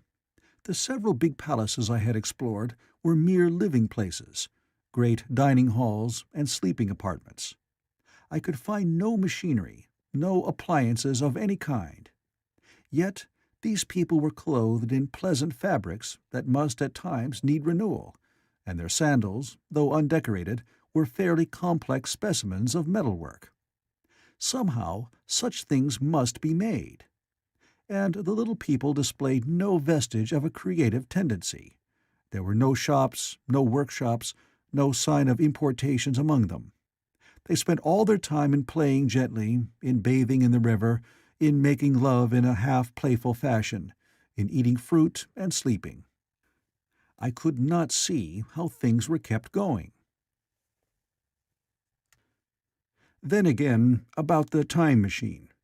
Something, I knew not what, had taken it into the hollow pedestal of the White Sphinx. Why? For the life of me I could not imagine. Those waterless wells, too, those flickering pillars. I felt I lacked a clue. I felt— how shall I put it? Suppose you found an inscription, with sentences here and there in excellent plain English, and interpolated therewith others made up of words, of letters even, absolutely unknown to you. Well, on the third day of my visit, that was how the world of 802,701 presented itself to me. That day, too, I made a friend of a sort. It happened that, as I was watching some of the little people bathing in a shallow, one of them was seized with a cramp and began drifting downstream. The main current ran rather swiftly, but not too strongly for even a moderate swimmer. It will give you an idea, therefore, of the strange deficiency in these creatures, when I tell you that none made the slightest attempt to rescue the weakly crying little thing which was drowning before their eyes. When I realized this, I hurriedly slipped off my clothes, and wading in at a point lower down, I caught the poor mite and drew her safe to land.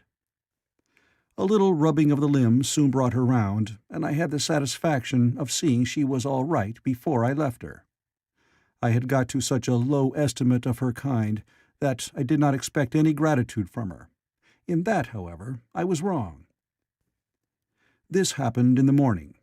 In the afternoon I met my little woman, as I believe it was, as I was returning towards my center from an exploration, and she received me with cries of delight and presented me with a big garland of flowers, evidently made for me and me alone.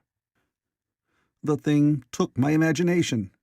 Very possibly I had been feeling desolate.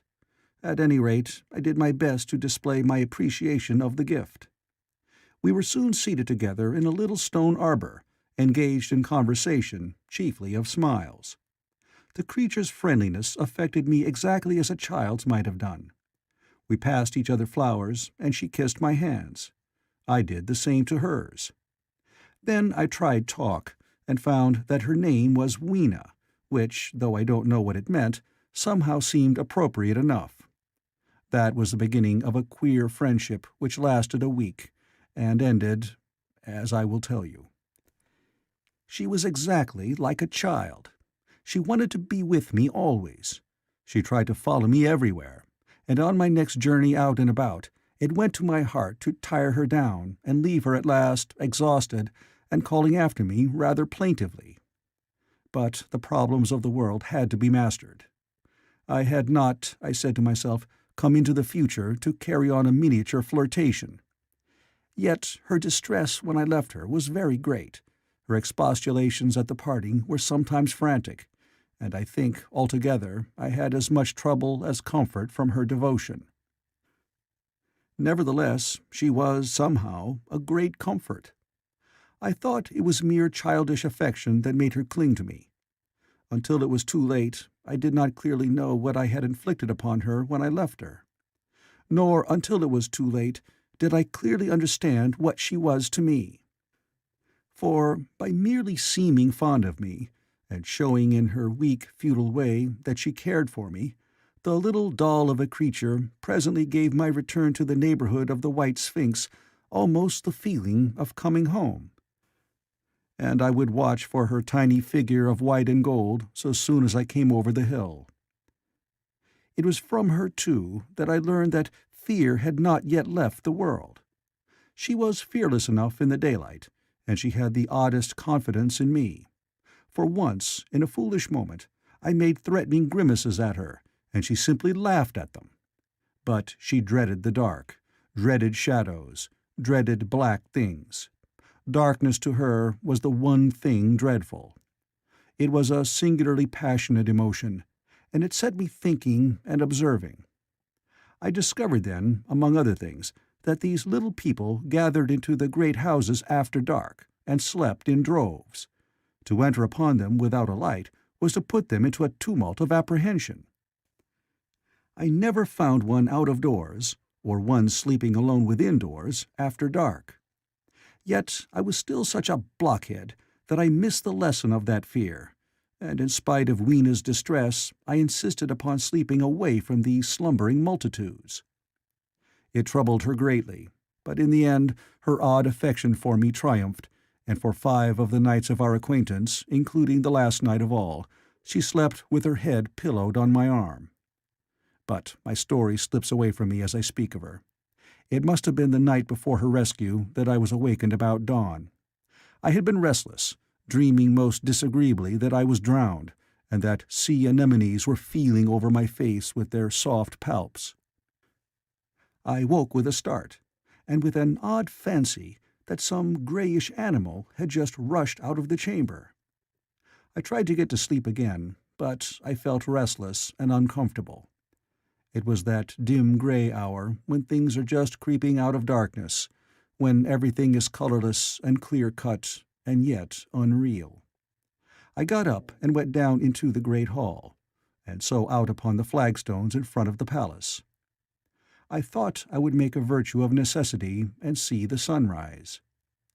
The moon was setting, and the dying moonlight and the first pallor of dawn were mingled in a ghastly half-light.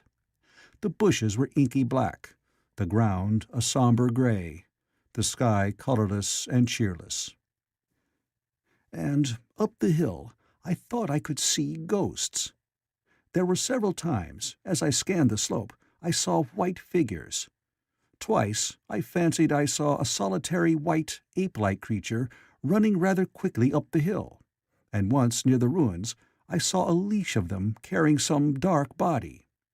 They moved hastily. I did not see what became of them. It seemed that they vanished among the bushes. The dawn was still indistinct, you must understand.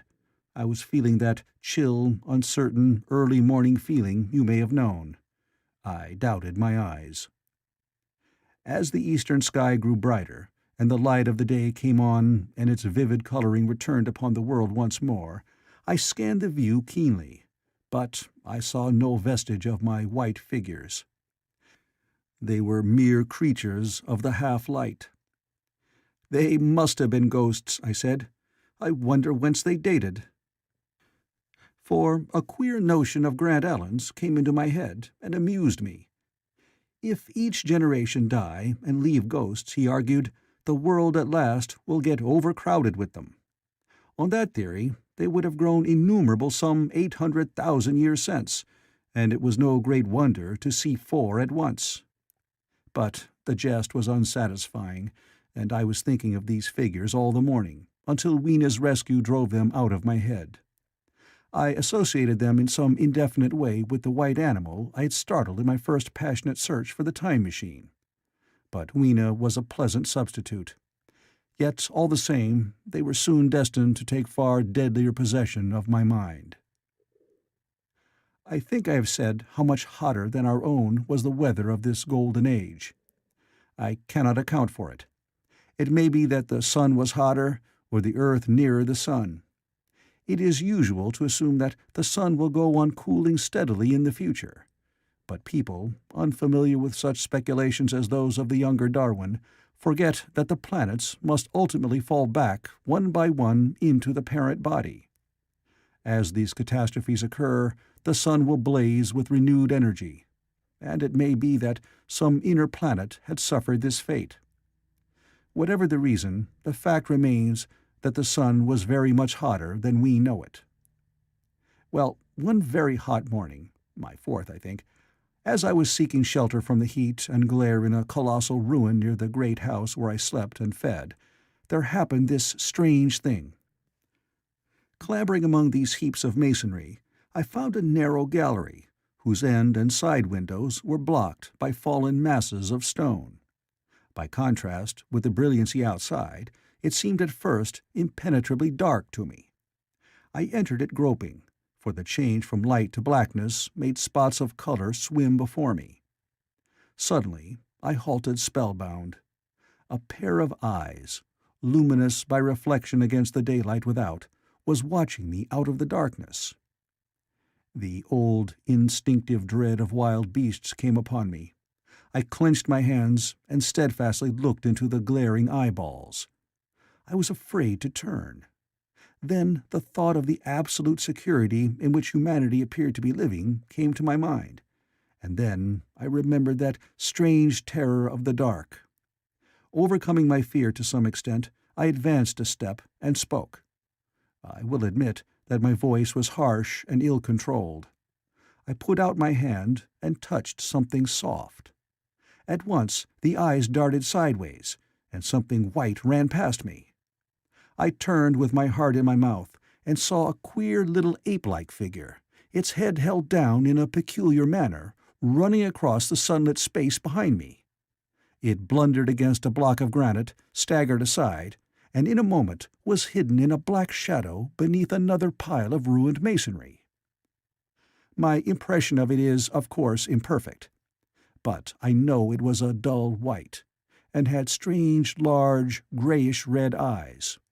Also, that there was flaxen hair on its head and down its back. But, as I say, it went too fast for me to see distinctly. I cannot even say whether it ran on all fours or only with its forearms held very low. After an instant's pause, I followed it into the second heap of ruins.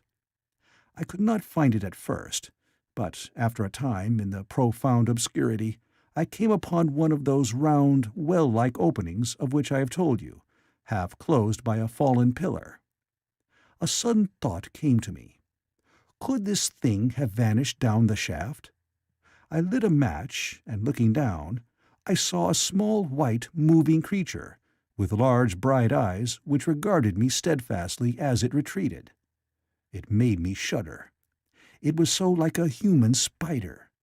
It was clambering down the wall, and now I saw for the first time a number of metal foot and hand rests forming a kind of ladder down the shaft. Then the light burned my fingers and fell out of my hand, going out as it dropped, and when I lit another, the little monster had disappeared. I do not know how long I sat peering down that well. It was not for some time that I could succeed in persuading myself that the thing I had seen was human. But gradually the truth dawned on me, that man had not remained one species, but had differentiated into two distinct animals, that my graceful children of the upper world were not the sole descendants of our generation, but that this bleached, obscene, nocturnal thing which had flashed before me was also heir to all the ages. I thought of the flickering pillars, and of my theory of an underground ventilation. I began to suspect their true import. And what, I wondered, was this lemur doing in my scheme of a perfectly balanced organization? How was it related to the indolent serenity of the beautiful upper-worlders? And what was hidden down there at the foot of that shaft? I sat upon the edge of the well, telling myself that, at any rate, there was nothing to fear, and that there I must descend for the solution of my difficulties. And withal, I was absolutely afraid to go. As I hesitated, two of the beautiful upper-world people came running in their amorous sport across the daylight in the shadow. The male pursued the female, flinging flowers at her as he ran. They seemed distressed to find me, my arm against the overturned pillar, peering down the well. Apparently, it was considered bad form to remark these apertures, for when I pointed to this one, and tried to frame a question about it in their tongue, they were still more visibly distressed and turned away. But they were interested by my matches, and I struck some to amuse them. I tried them again about the well, and again I failed. So presently I left them, meaning to go back to Weena, and see what I could get from her. But my mind was already in revolution. My guesses and impressions were slipping and sliding to a new adjustment. I had now a clue to the import of these wells, to the ventilating towers, to the mystery of the ghosts, to say nothing of a hint at the meaning of the bronze gates and the fate of the time machine. And, very vaguely, there came a suggestion towards the solution of the economic problem that had puzzled me. Here was the new view. Plainly, this second species of man was subterranean. There were three circumstances in particular which made me think that its rare emergence above ground was the outcome of a long-continued underground habit. In the first place, there was the bleached look common in most animals that live largely in the dark, the white fish of the Kentucky caves, for instance. Then, those large eyes, with that capacity for reflecting light, are common features of nocturnal things, witness the owl and the cat. And last of all, that evident confusion in the sunshine, that hasty yet fumbling awkward flight towards dark shadow, and that peculiar carriage of the head while in the light, all reinforced the theory of an extreme sensitiveness of the retina. Beneath my feet, then, the earth must be tunneled enormously, and these tunnelings were the habitats of the new race. The presence of ventilating shafts and wells along the hill slopes, everywhere in fact except along the river valley, showed how universal were its ramifications. What so natural, then, as to assume that it was in this artificial underworld that such work as was necessary to the comfort of the daylight race was done? The notion was so plausible that I at once accepted it, and went on to assume the how of this splitting of the human species.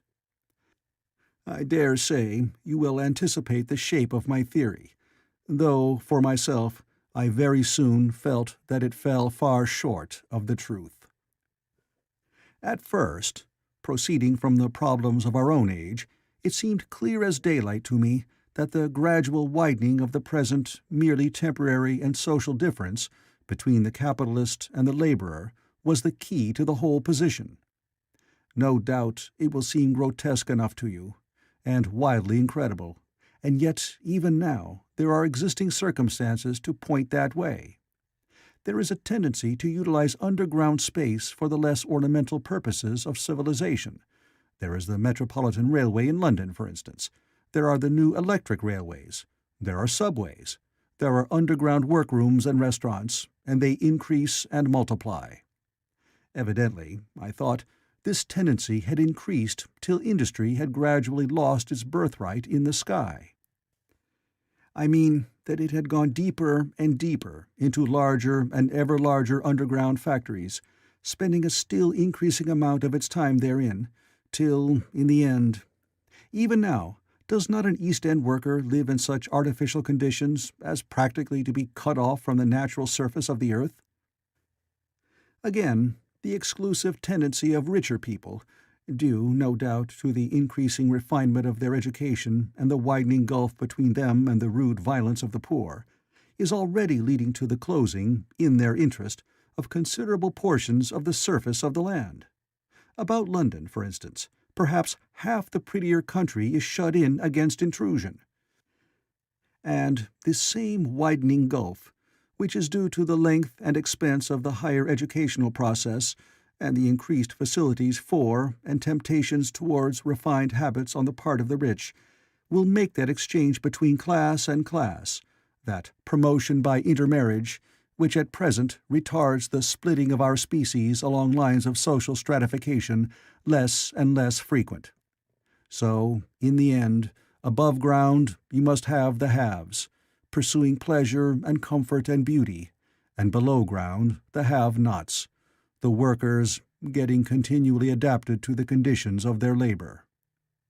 Once they were there, they would no doubt have to pay rent, and not a little of it, for the ventilation of their caverns, and if they refused, they would starve or be suffocated for arrears.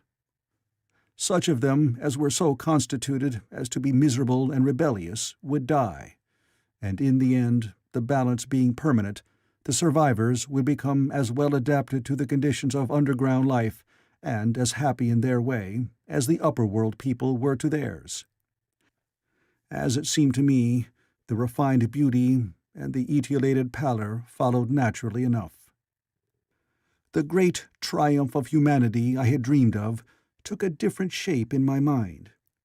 It had been no such triumph of moral education and general cooperation as I had imagined. Instead, I saw a real aristocracy, armed with a perfected science and working to a logical conclusion the industrial system of today. Its triumph had not been simply a triumph over nature, but a triumph over nature and the fellow man. This, I must warn you, was my theory at the time. I had no convenient cicerone in the pattern of the utopian books. My explanation may be absolutely wrong. I still think it is the most plausible one. But even on this supposition, the balanced civilization that was at least attained must have long since passed its zenith, and was now far fallen into decay. The too perfect security of the upper worlders had led them to a slow movement of degeneration, to a general dwindling in size, strength, and intelligence. That I could see clearly enough already. What had happened to the underworlders I did not yet suspect, but from what I had seen of the Morlocks, that, by the way, was the name by which the creatures were called, I could imagine that the modification of the human type was even far more profound than among the Eloi, the beautiful race that I already knew. Then came troublesome doubts. Why had the Morlocks taken my time machine? For I felt sure it was they who had taken it. Why, too, if the Eloi were masters, could they not restore the machine to me? And why were they so terribly afraid of the dark? I proceeded, as I have said, to question Weena about this underworld, but here again I was disappointed.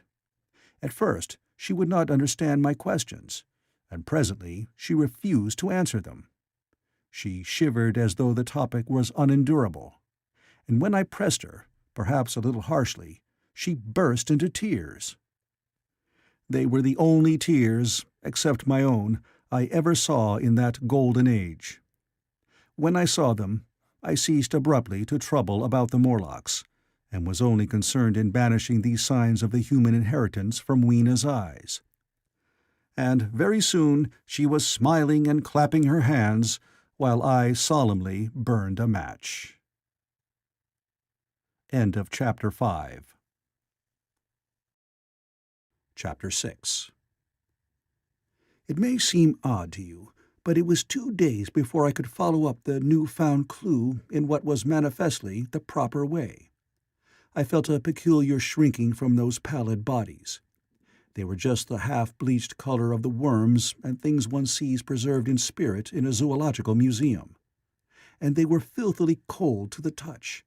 Probably my shrinking was largely due to the sympathetic influence of the Eloi, whose disgust of the Morlocks I now began to appreciate. The next night I did not sleep well. Probably my health was a little disordered. I was oppressed with perplexity and doubt.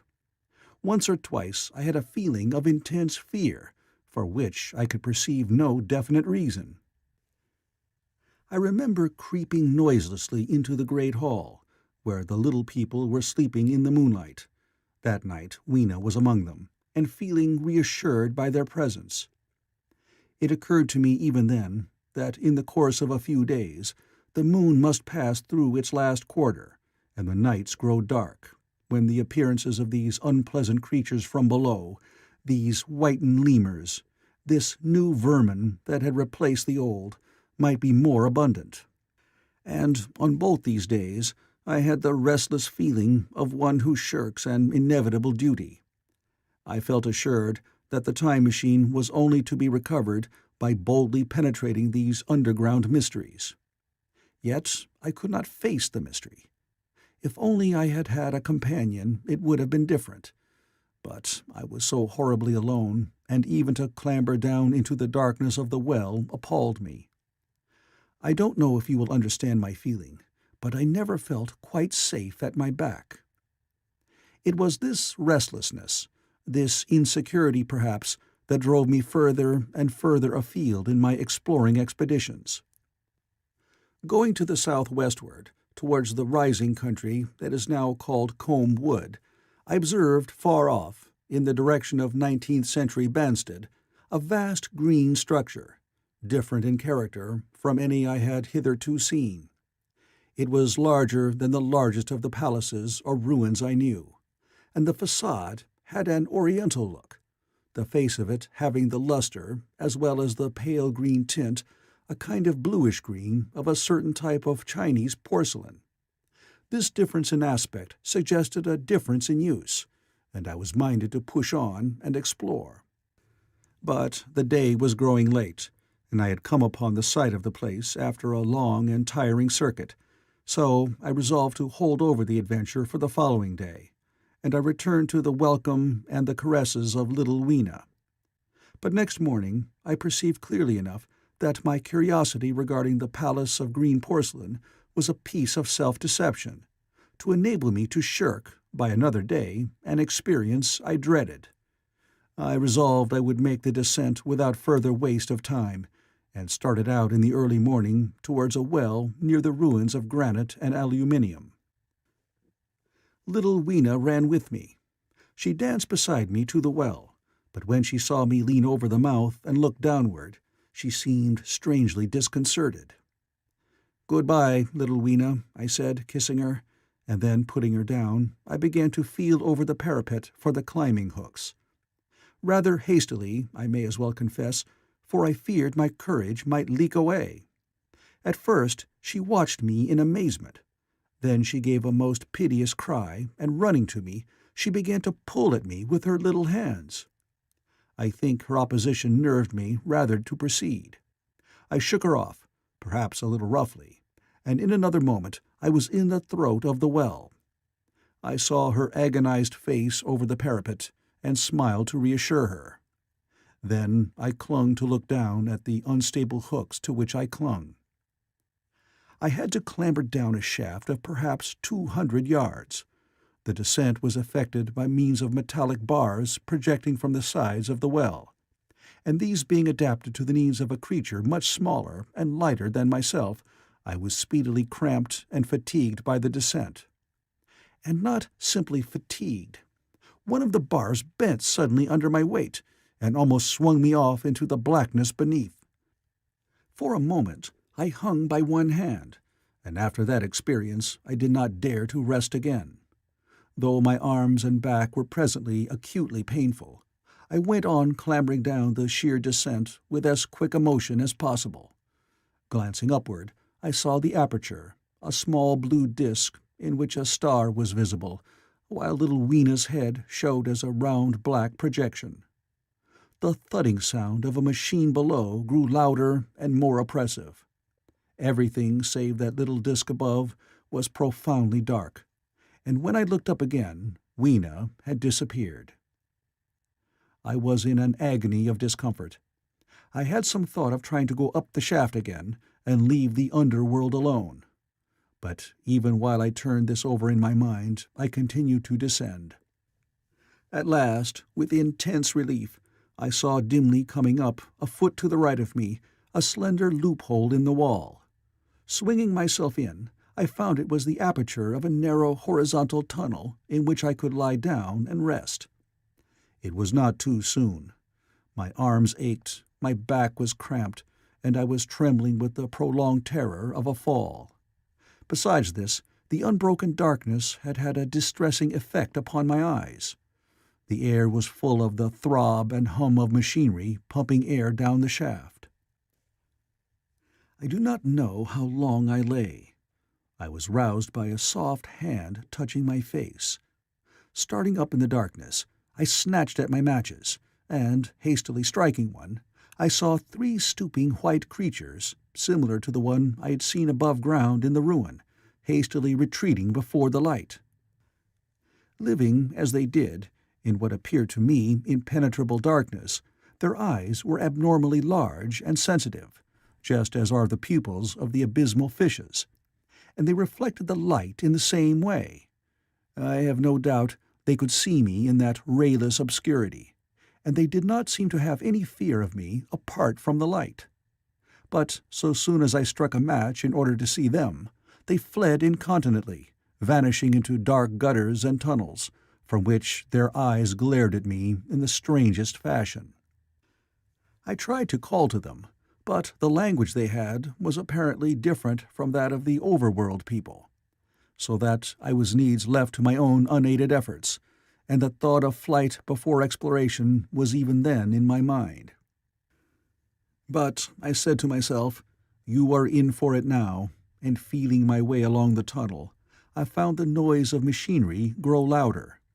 Presently the walls fell away from me, and I came into a large open space, and striking another match, saw that I had entered a vast arched cavern, which stretched into utter darkness beyond the range of my light.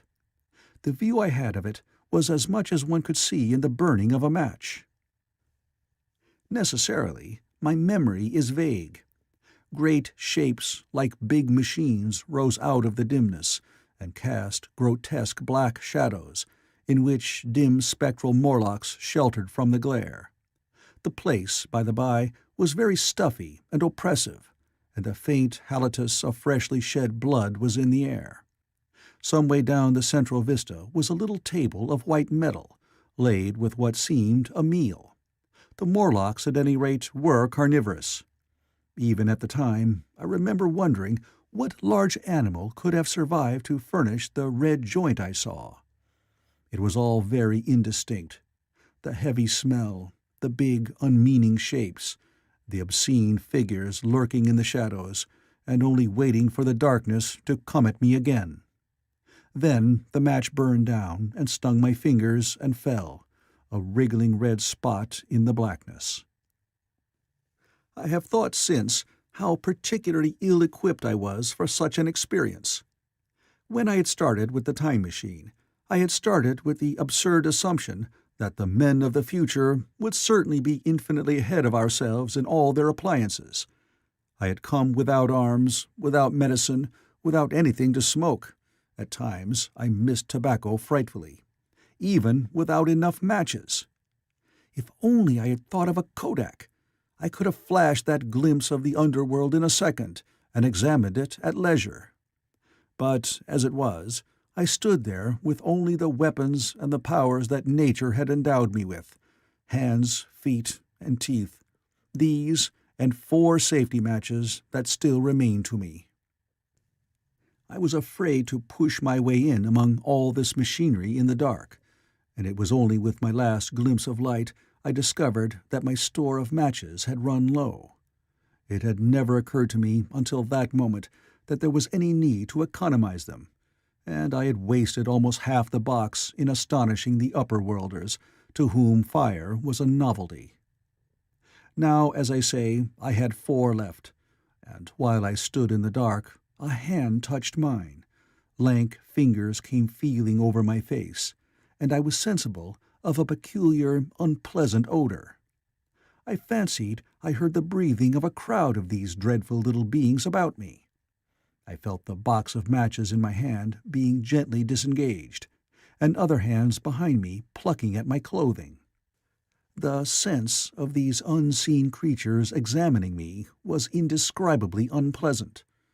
The sudden realization of my ignorance of their ways of thinking and doing came home to me very vividly in the darkness.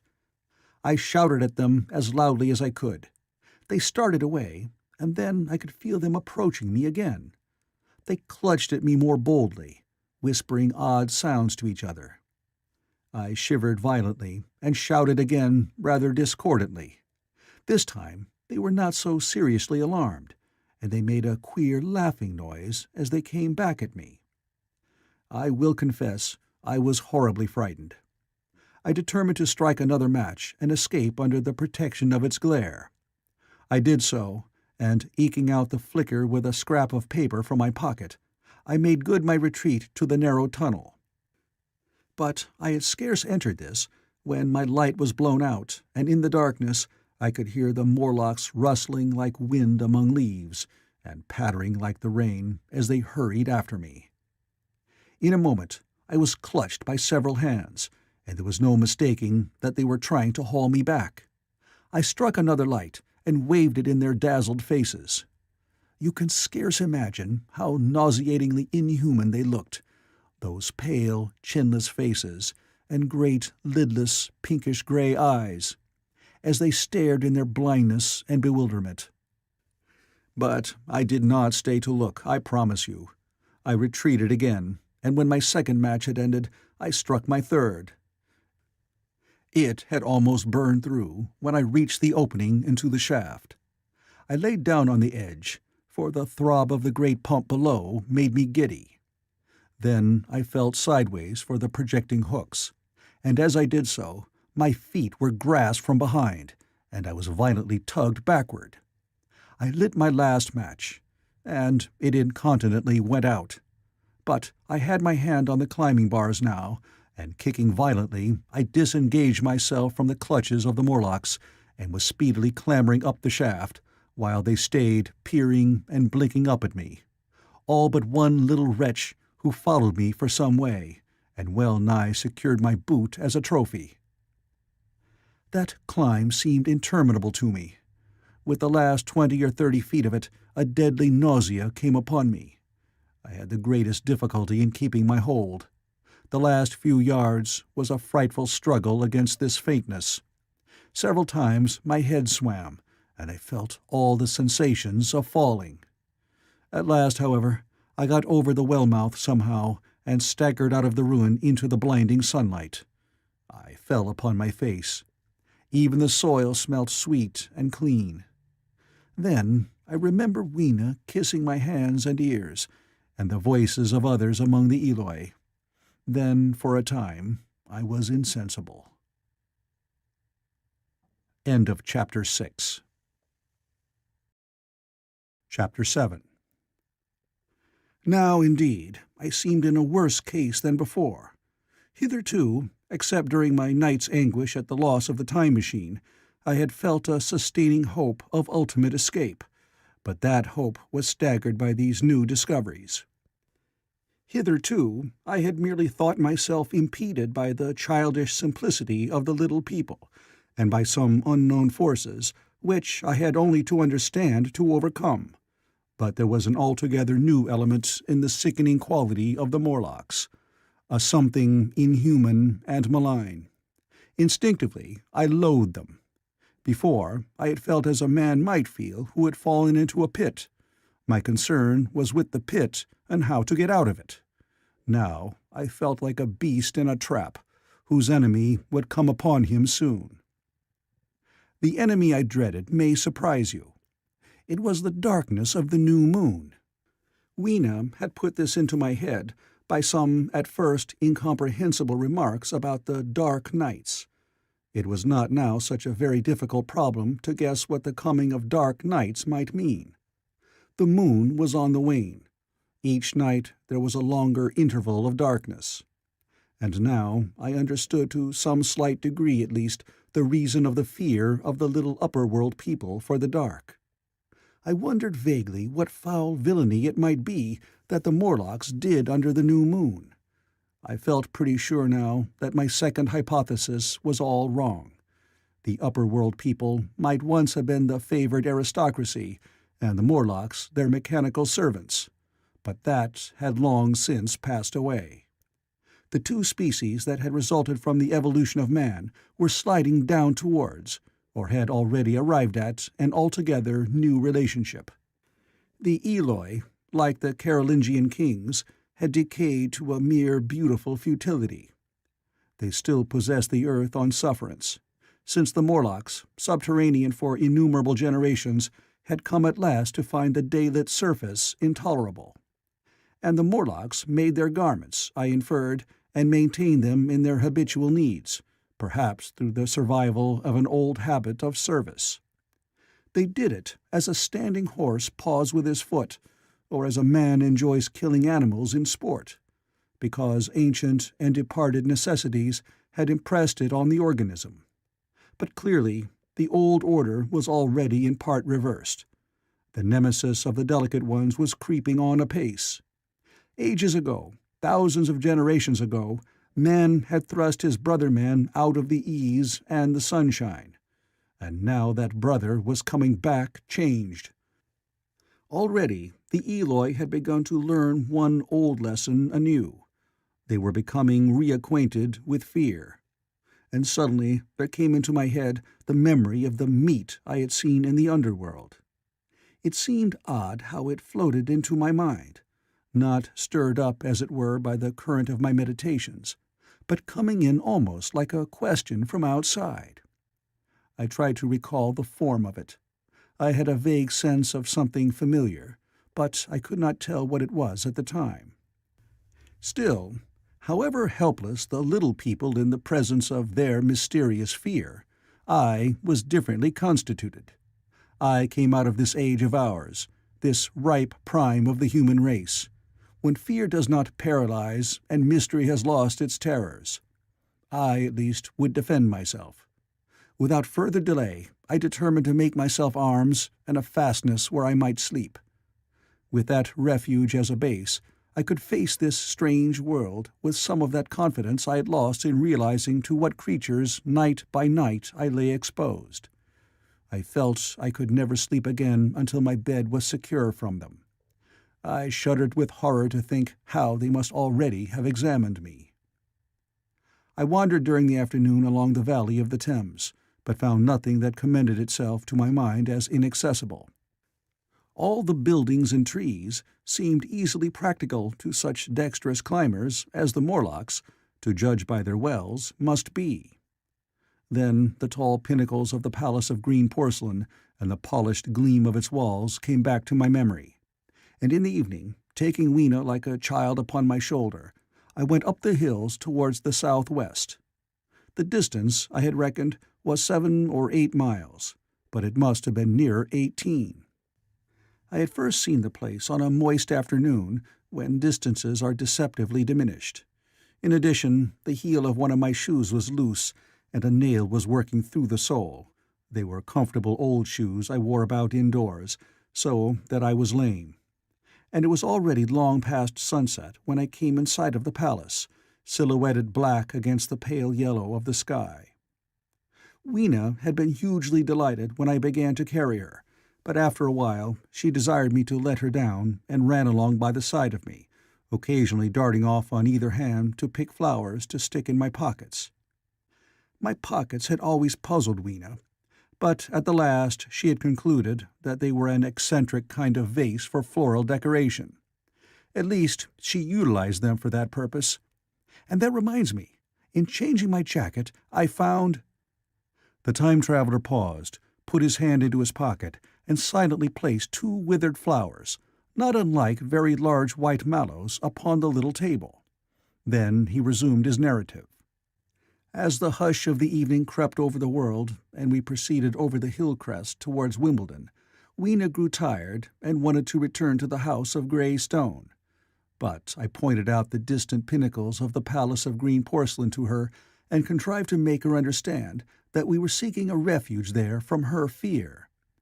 You know that great pause that comes upon things before the dusk? Even the breeze stops in the trees. To me, there is always an air of expectation about that evening stillness. The sky was clear, remote, and empty, save for a few horizontal bars far down in the sunset. Well, that night, the expectation took the color of my fears. In that darkling calm, my senses seemed preternaturally sharpened.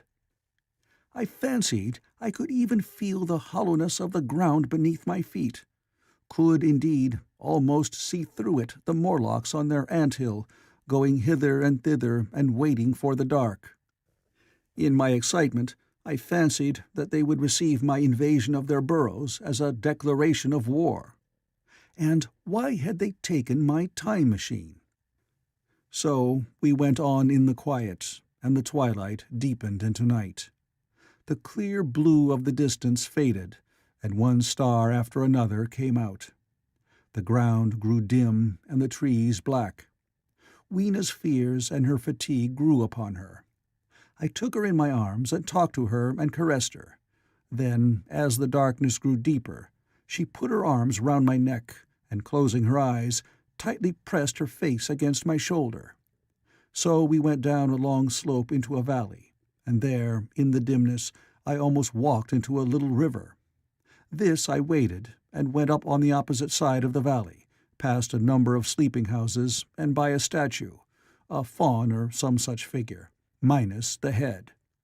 Here, too, were acacias. So far I had seen nothing of the Morlocks, but it was yet early in the night, and the darker hours before the old moon rose were still to come. From the brow of the next hill I saw a thick wood spreading wide and black before me. I hesitated at this. I could see no end to it, either to the right or the left. Feeling tired, my feet in particular were very sore, I carefully lowered Weena from my shoulder as I halted, and sat down upon the turf. I could no longer see the palace of green porcelain, and I was in doubt of my direction.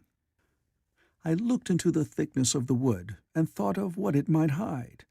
Under that dense tangle of branches one would be out of sight of the stars. Even were there no other lurking danger, a danger I did not care to let my imagination loose upon, there would still be all the roots to stumble over and the tree boles to strike against. I was very tired, too, after the excitements of the day, so I decided that I would not face it, but would pass the night upon the open hill. Weena, I was glad to find, was fast asleep. I carefully wrapped her in my jacket and sat down beside her to wait for the moonrise. The hillside was quiet and deserted, but from the black of the wood there came now and then a stir of living things. Above me shone the stars, for the night was very clear. I felt a certain sense of friendly comfort in their twinkling. All the old constellations had gone from the sky, however. That slow movement which is imperceptible in 100 human lifetimes had long since rearranged them in unfamiliar groupings. But the Milky Way, it seemed to me, was still the same tattered streamer of stardust as of yore. Southward, as I judged it, was a very bright red star that was new to me. It was even more splendid than our own green Sirius. And amid all these scintillating points of light, one bright planet shone kindly and steadily, like the face of an old friend. Looking at these stars suddenly dwarfed my own troubles and all the gravities of terrestrial life. I thought of their unfathomable distance, and the slow, inevitable drift of their movements out of the unknown past into the unknown future. I thought of the great precessional cycle that the pole of the earth describes. Only 40 times had that silent revolution occurred during all the years that I had traversed, and during these few revolutions all the activity, all the traditions, the complex organizations, the nations, languages, literatures, aspirations, even the mere memory of man as I knew him, had been swept out of existence. Instead were these frail creatures, who had forgotten their high ancestry, and the white things of which I went in terror. Then I thought of the great fear that was between the two species, and for the first time, with a sudden shiver, came the clear knowledge of what the meat I had seen might be. Yet it was too horrible. I looked at little Weena sleeping beside me, her face white and star-like under the stars, and forthwith dismissed the thought. Through that long night I held my mind off the Morlocks as well as I could, and whiled away the time by trying to fancy I could find signs of the old constellations in the new confusion. The sky kept very clear, except for a hazy cloud or so. No doubt I dozed at times. Then, as my vigil wore on, came a faintness in the eastward sky, like the reflection of some colourless fire, and the old moon rose, thin and peaked and white. And close behind, and overtaking it, and overflowing it, the dawn came, pale at first, and then growing pink and warm. No Morlocks had approached us. Indeed, I had seen none upon the hill that night. And in the confidence of renewed day, it almost seemed to me that my fear had been unreasonable. I stood up and found my foot with the loose heel swollen at the ankle, and painful under the heel, so I sat down again, took off my shoes, and flung them away. I awakened Weena, and we went down into the wood, now green and pleasant, instead of black and forbidding. We found some fruit wherewith to break our fast. We soon met others of the dainty ones, laughing and dancing in the sunlight as though there were no such thing in nature as the night. And then I thought once more of the meat I had seen.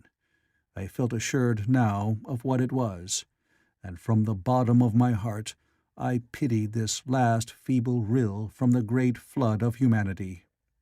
Clearly, at some time in the long ago of human decay, the Morlocks' food had run short. Possibly they had lived on rats and such like vermin. Even now, man is far less discriminating and exclusive in his food than he was, far less than any monkey. His prejudice against human flesh is no deep-seated instinct. And so, these inhuman sons of men— I tried to look at the thing in a scientific spirit. After all, they were less human and more remote than our cannibal ancestors of 3,000 or 4,000 years ago. And the intelligence that would have made this state of things a torment had gone. Why should I trouble myself? These Eloi were mere fatted cattle, which the ant-like Morlocks preserved and preyed upon, probably saw to the breeding of. And there was Weena dancing at my side. Then I tried to preserve myself from the horror that was coming upon me, by regarding it as a rigorous punishment of human selfishness. Man had been content to live in ease and delight upon the labors of his fellow man, had taken necessity as his watchword and excuse, and in the fullness of time necessity had come home to him. I even tried a Carlyle-like scorn of this wretched aristocracy in decay. But this attitude of mind was impossible. However great their intellectual degradation, the Eloi had kept too much of the human form not to claim my sympathy, and to make me perforce a sharer in their degradation and their fear. I had, at that time, very vague ideas as to the course I should pursue. My first was to secure some safe place of refuge, and to make myself such arms of metal or stone as I could contrive.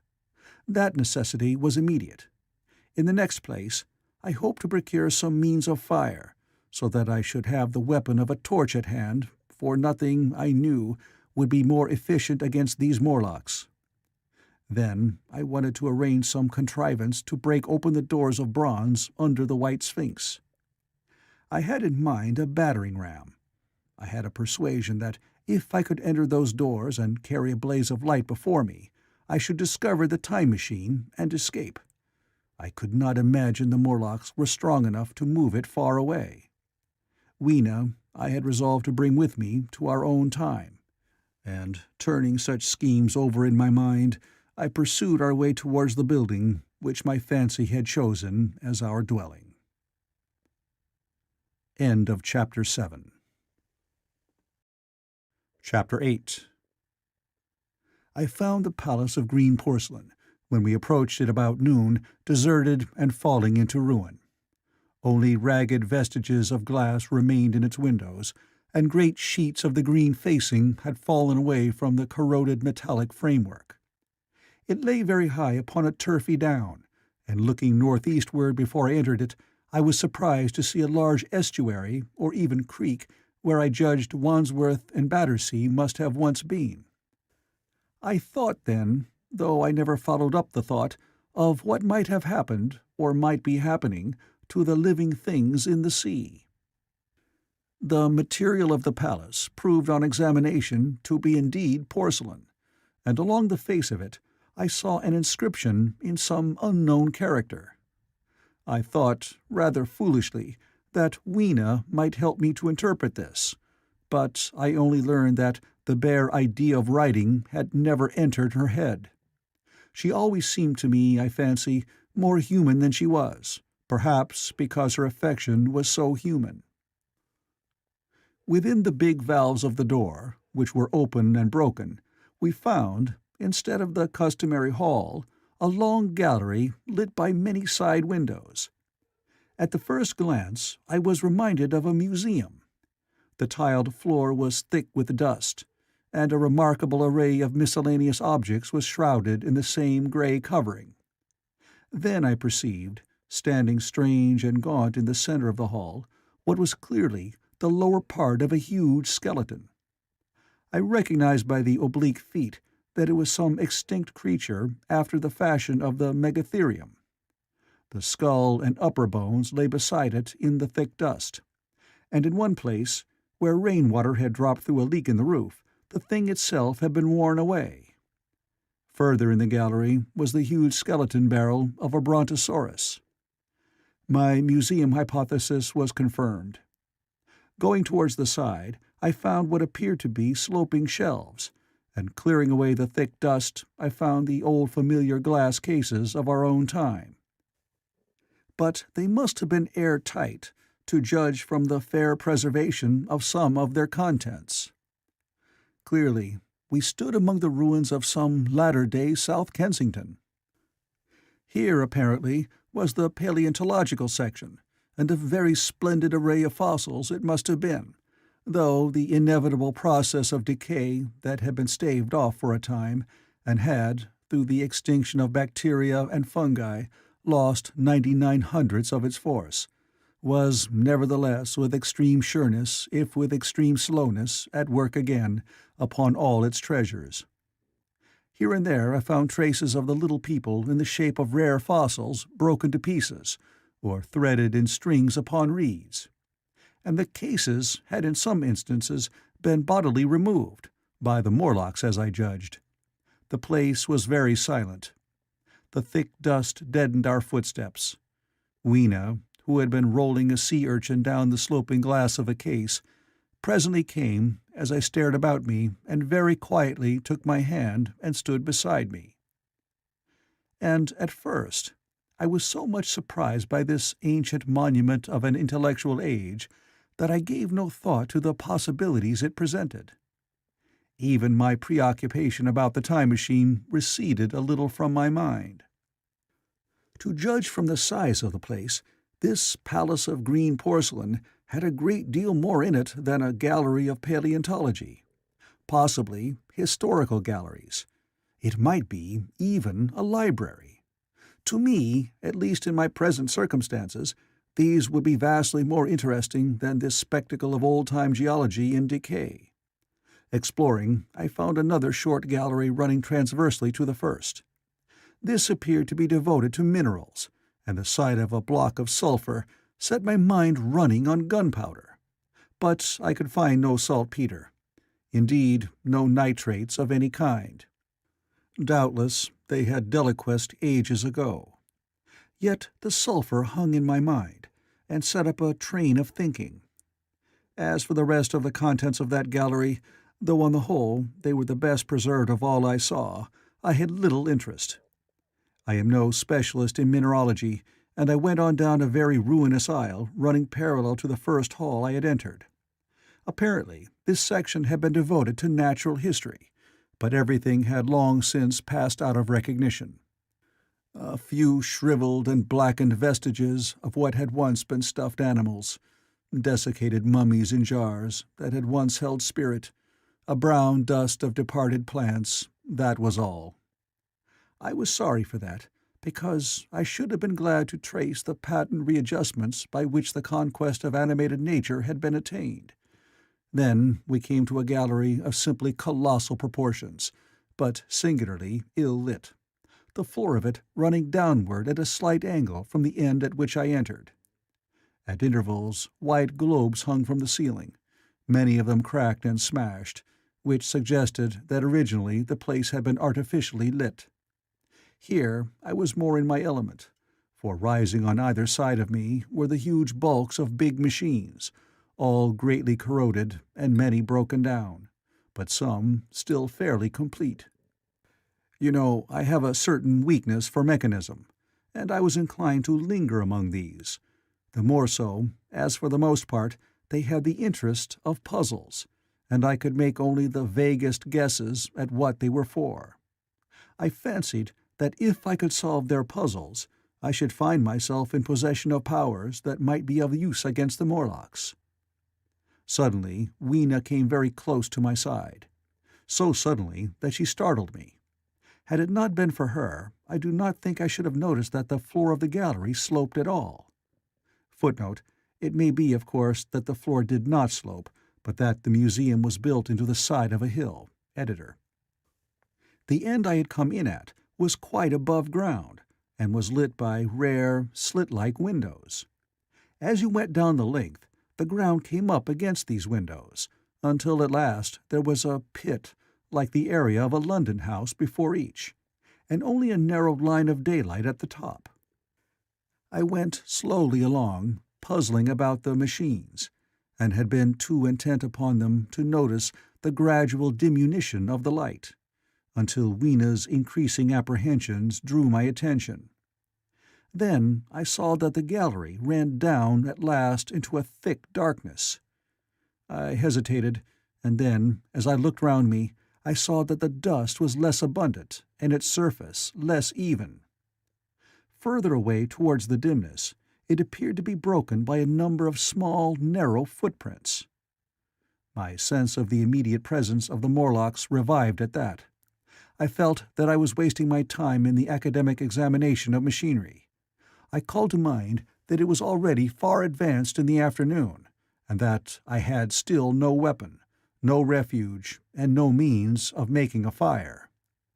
And then, down in the remote blackness of the gallery, I heard a peculiar pattering, and the same odd noises I had heard down the well. I took Weena's hand. Then, struck with a sudden idea, I left her and turned to a machine from which projected a lever not unlike those in a signal box. Clambering up the stand and grasping this lever in my hands, I put all my weight upon it sideways. Suddenly Weena, deserted in the central aisle, began to whimper. I had judged the strength of the lever pretty correctly, for it snapped after a minute's strain, and I rejoined her with a mace in my hand, more than sufficient, I judged, for any Morlock skull I might encounter. And I longed very much to kill a Morlock or so. Very inhuman, you may think, to want to go killing one's own descendants. But it was impossible, somehow, to feel any humanity in the things.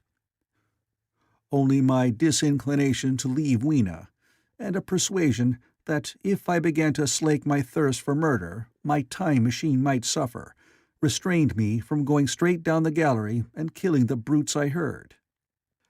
Well, mace in one hand and Weena in the other, I went out of that gallery and into another and still larger one, which, at the first glance, reminded me of a military chapel hung with tattered flags.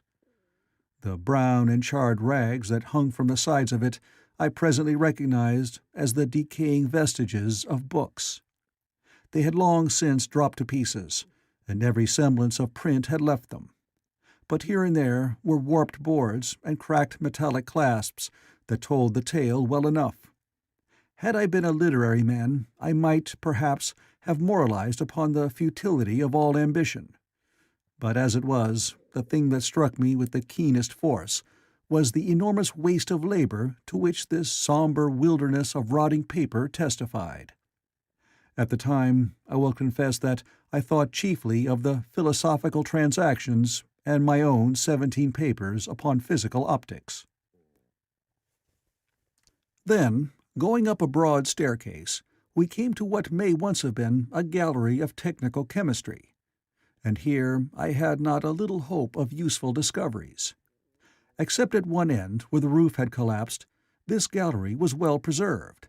I went eagerly to every unbroken case, and at last, in one of the really airtight cases, I found a box of matches.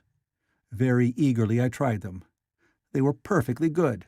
They were not even damp. I turned to Weena. "Dance!" I cried to her in her own tongue, for now I had a weapon indeed against the horrible creatures we feared. And so, in that derelict museum, upon the thick soft carpeting of dust, to Weena's huge delight, I solemnly performed a kind of composite dance, whistling "The Land of the Leal" as cheerfully as I could. In part it was a modest can-can, in part a step dance, in part a skirt dance, so far as my tailcoat permitted, and in part original. For I am naturally inventive, as you know. Now, I still think that for this box of matches to have escaped the wear of time for immemorial years was most strange. As for me, it was a most fortunate thing. Yet, oddly enough, I found a far unlikelier substance, and that was camphor. I found it in a sealed jar, that by chance, I suppose, had been really hermetically sealed. I fancied at first that it was paraffin wax, and smashed the glass accordingly. But the odor of camphor was unmistakable. In the universal decay, this volatile substance had chanced to survive, perhaps through many thousands of centuries. It reminded me of a sepia painting I had once seen done from the ink of a fossil belemnite that must have perished and become fossilized millions of years ago. I was about to throw it away, but I remembered that it was inflammable and burned with a good bright flame, was in fact an excellent candle, and I put it in my pocket. I found no explosives, however, nor any means of breaking down the bronze doors. As yet, my iron crowbar was the most helpful thing I had chanced upon. Nevertheless, I left that gallery greatly elated. I cannot tell you all the story of that long afternoon. It would require a great effort of memory to recall my explorations in at all the proper order. I remember a long gallery of rusting stands of arms, and how I hesitated between my crowbar and a hatchet or a sword. I could not carry both, however, and my bar of iron promised best against the bronze gates. There were numbers of guns, pistols, and rifles, and most were masses of rust, but many were of some new metal, and still fairly sound. But any cartridges or powder there may once have been had rotted into dust. One corner I saw was charred and shattered, perhaps, I thought, by an explosion among the specimens. In another place was a vast array of idols, Polynesian, Mexican, Grecian, Phoenician, every country on earth, I should think. And here, yielding to an irresistible impulse, I wrote my name upon the nose of a steatite monster from South America that particularly took my fancy. As the evening drew on, my interest waned. I went through gallery after gallery, dusty, silent, often ruinous, the exhibits sometimes mere heaps of rust and lignite, sometimes fresher. In one place I suddenly found myself near the model of a tin mine, and then, by the merest accident, I discovered, in an airtight case, 2 dynamite cartridges. I shouted, "Eureka!" and smashed the case with joy. Then came a doubt. I hesitated. Then, selecting a little side gallery, I made my essay. I never felt such a disappointment as I did in waiting 5, 10, 15 minutes for an explosion that never came. Of course, the things were dummies, as I might have guessed from their presence. I really believe that, had they not been so, I should have rushed off incontinently and blown Sphinx, bronze doors, and, as it proved, my chances of finding the time machine altogether into non-existence. It was after that, I think, that we came to a little open court within the palace. It was turfed and had 3 fruit trees, so we rested and refreshed ourselves. Toward sunset, I began to consider our position. Night was creeping upon us, and my inaccessible hiding place had still to be found. But that troubled me very little now. I had in my possession a thing that was perhaps the best of all defenses against the Morlocks. I had matches. I had the camphor in my pocket, too, if a blaze were needed. It seemed to me that the best thing we could do would be to pass the night in the open, protected by a fire. In the morning there was the getting of the time machine. Towards that, as yet, I had only my iron mace. But now, with my growing knowledge, I felt very differently towards those bronze doors. Up to this, I had refrained from forcing them, largely because of the mystery on the other side. They had never impressed me as being very strong, and I hoped to find my bar of iron not altogether inadequate for the work. End of Chapter 8. Chapter 9. We emerged from the palace while the sun was still in part above the horizon. I was determined to reach the White Sphinx early the next morning, and ere the dusk I proposed pushing through the woods that had stopped me on the previous journey. My plan was to go as far as possible that night, and then, building a fire, to sleep in the protection of its glare. Accordingly, as we went along, I gathered any sticks or dried grass I saw, and presently had my arms full of such litter.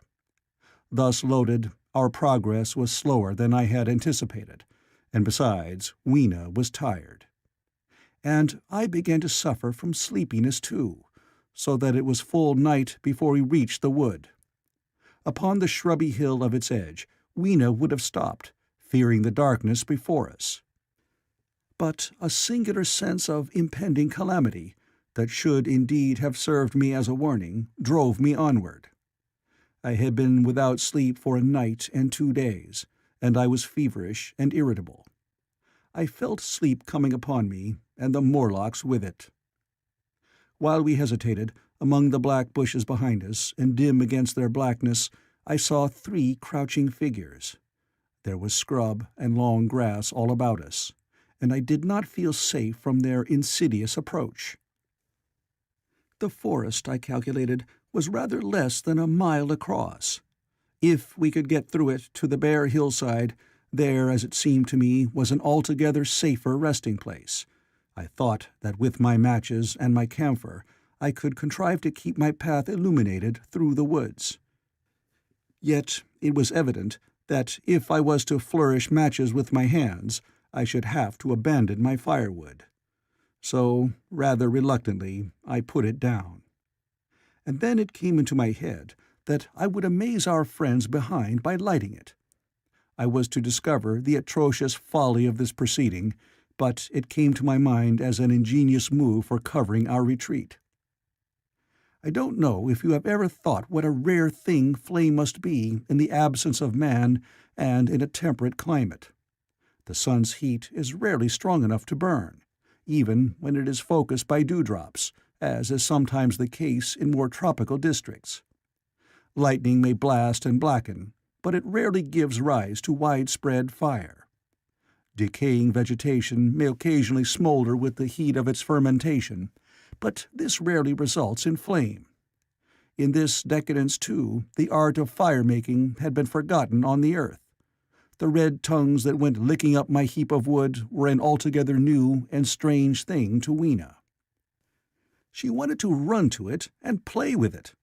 I believe she would have cast herself into it had I not restrained her. But I caught her up, and in spite of her struggles, plunged boldly before me into the wood. For a little way, the glare of my fire lit the path. Looking back presently, I could see, through the crowded stems, that from my heap of sticks the blaze had spread to some bushes adjacent, and a curved line of fire was creeping up the grass of the hill. I laughed at that, and turned again to the dark trees before me. It was very black, and Weena clung to me convulsively, but there was still, as my eyes grew accustomed to the darkness, sufficient light for me to avoid the stems. Overhead it was simply black, except where a gap of remote blue sky shone down upon us here and there. I struck none of my matches, because I had no hand free. Upon my left arm I carried my little one, in my right hand I had my iron bar. For some way I heard nothing but the crackling twigs under my feet, the faint rustle of the breeze above, and my own breathing and the throb of the blood vessels in my ears. Then I seemed to know of a pattering about me. I pushed on grimly. The pattering grew more distinct, and then I caught the same queer sound and voices I had heard in the underworld. There were evidently several of the Morlocks, and they were closing in upon me. Indeed, in another minute I felt a tug at my coat, then something at my arm, and Weena shivered violently and became quite still. It was time for a match, but to get one I must put her down. I did so, and as I fumbled with my pocket, a struggle began in the darkness about my knees, perfectly silent on her part, and with the same peculiar cooing sounds from the Morlocks. Soft little hands, too, were creeping over my coat and back, touching even my neck. Then the match scratched and fizzed. I held it flaring, and saw the white backs of the Morlocks in flight amid the trees. I hastily took a lump of camphor from my pocket, and prepared to light it as soon as the match should wane. Then I looked at Weena. She was lying clutching my feet, and quite motionless, with her face to the ground. With a sudden fright, I stooped to her. She seemed scarcely to breathe. I lit the block of camphor and flung it to the ground, and as it split and flared up and drove back the Morlocks and the shadows, I knelt down and lifted her. The wood behind seemed full of the stir and murmur of a great company. She seemed to have fainted. I put her carefully upon my shoulder and rose to push on, and then there came a horrible realization. In maneuvering with my matches and Weena, I had turned myself about several times, and now I had not the faintest idea in what direction lay my path. For all I knew, I might be facing back towards the Palace of Green Porcelain. I found myself in a cold sweat. I had to think rapidly what to do. I determined to build a fire and encamp where we were. I put Weena, still motionless, down upon a turfy bowl, and very hastily, as my first lump of camphor waned, I began collecting sticks and leaves. Here and there, out of the darkness round me, the Morlock's eyes shone like carbuncles. The camphor flickered and went out. I lit a match, and as I did so, two white forms that had been approaching Weena dashed hastily away. One was so blinded by the light that he came straight for me, and I felt his bones grind under the blow of my fist. He gave a whoop of dismay, staggered a little way, and fell down. I lit another piece of camphor and went on gathering my bonfire. Presently I noticed how dry was some of the foliage above me, for since my arrival on the time machine, a matter of a week, no rain had fallen. So instead of casting about among the trees for fallen twigs, I began leaping up and dragging down branches. Very soon I had a choking, smoky fire of green wood and dry sticks, and could economize my camphor. Then I turned to where Lena lay beside my iron mace. I tried what I could to revive her, but she lay like one dead. I could not even satisfy myself whether or not she breathed. Now the smoke of the fire beat over towards me, and it must have made me heavy of a sudden. Moreover, the vapor of camphor was in the air. My fire would not need replenishing for an hour or so. I felt very weary after my exertion, and sat down. The wood, too, was full of a slumberous murmur that I did not understand. I seemed just to nod and open my eyes. But all was dark, and the Morlocks had their hands upon me. Flinging off their clinging fingers, I hastily felt in my pocket for the matchbox, and it had gone. Then they gripped and closed with me again. In a moment I knew what had happened. I had slept, and my fire had gone out, and the bitterness of death came over my soul. The forest seemed full of the smell of burning wood. I was caught by the neck, by the hair, by the arms, and pulled down. It was indescribably horrible in the darkness to feel all those soft creatures heaped upon me. I felt as if I was in a monstrous spider's web. I was overpowered and went down. I felt little teeth nipping at my neck. I rolled over, and as I did so, my hand came against my iron lever. It gave me strength. I struggled up, shaking the human rats from me, and holding the bar short, I thrust where I judged their faces might be. I could feel the succulent giving of flesh and bone under my blows, and for a moment I was free. The strange exultation that so often seems to accompany hard fighting came upon me. I knew that both I and Weena were lost, but I determined to make the Morlocks pay for their meat. I stood with my back to a tree, swinging the iron bar before me. The whole wood was full of the stir and cries of them. A minute passed. Their voices seemed to rise to a higher pitch of excitement, and their movements grew faster. Yet none came within reach. I stood glaring at the blackness. Then suddenly came hope. What if the Morlocks were afraid? And close on the heels of that came a strange thing. The darkness seemed to grow luminous. Very dimly I began to see the Morlocks about me. 3 battered at my feet, and then I recognized, with incredulous surprise, that the others were running, in an incessant stream, as it seemed, from behind me and away through the wood in front. And their backs seemed no longer white, but reddish. As I stood agape, I saw a little red spark go drifting across a gap of starlight between the branches and vanish. And at that I understood the smell of burning wood, the slumberous murmur that was growing now into a gusty roar, the red glow, and the Morlock's flight. Stepping out from behind my tree and looking back, I saw, through the black pillars of the nearer trees, the flames of the burning forest. It was my first fire coming after me.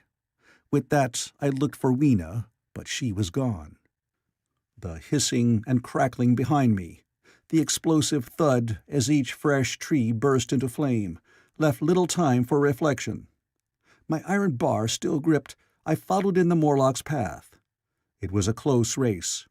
Once the flames crept forward so swiftly on my right as I ran that I was outflanked and had to strike off to the left. But at last I emerged upon a small open space, and as I did so, a Morlock came blundering towards me, and past me, and went on straight into the fire. And now I was able to see the most weird and horrible thing, I think, of all that I beheld in that future age. This whole space was as bright as day, with the reflection of the fire. In the center was a hillock or tumulus, surmounted by a scorched hawthorn. Beyond this was another arm of the burning forest, with yellow tongues already writhing from it, completely encircling the space with a fence of fire. Upon the hillside were some 30 or 40 Morlocks, dazzled by the light and heat, and blundering hither and thither against each other in their bewilderment. At first I did not realize their blindness, and struck furiously at them with my bar, in a frenzy of fear, as they approached me, killing one and crippling several more. But when I had watched the gestures of one of them groping under the hawthorn against the red sky, and heard their moans, I was assured of their absolute helplessness and misery in the glare, and I struck no more of them.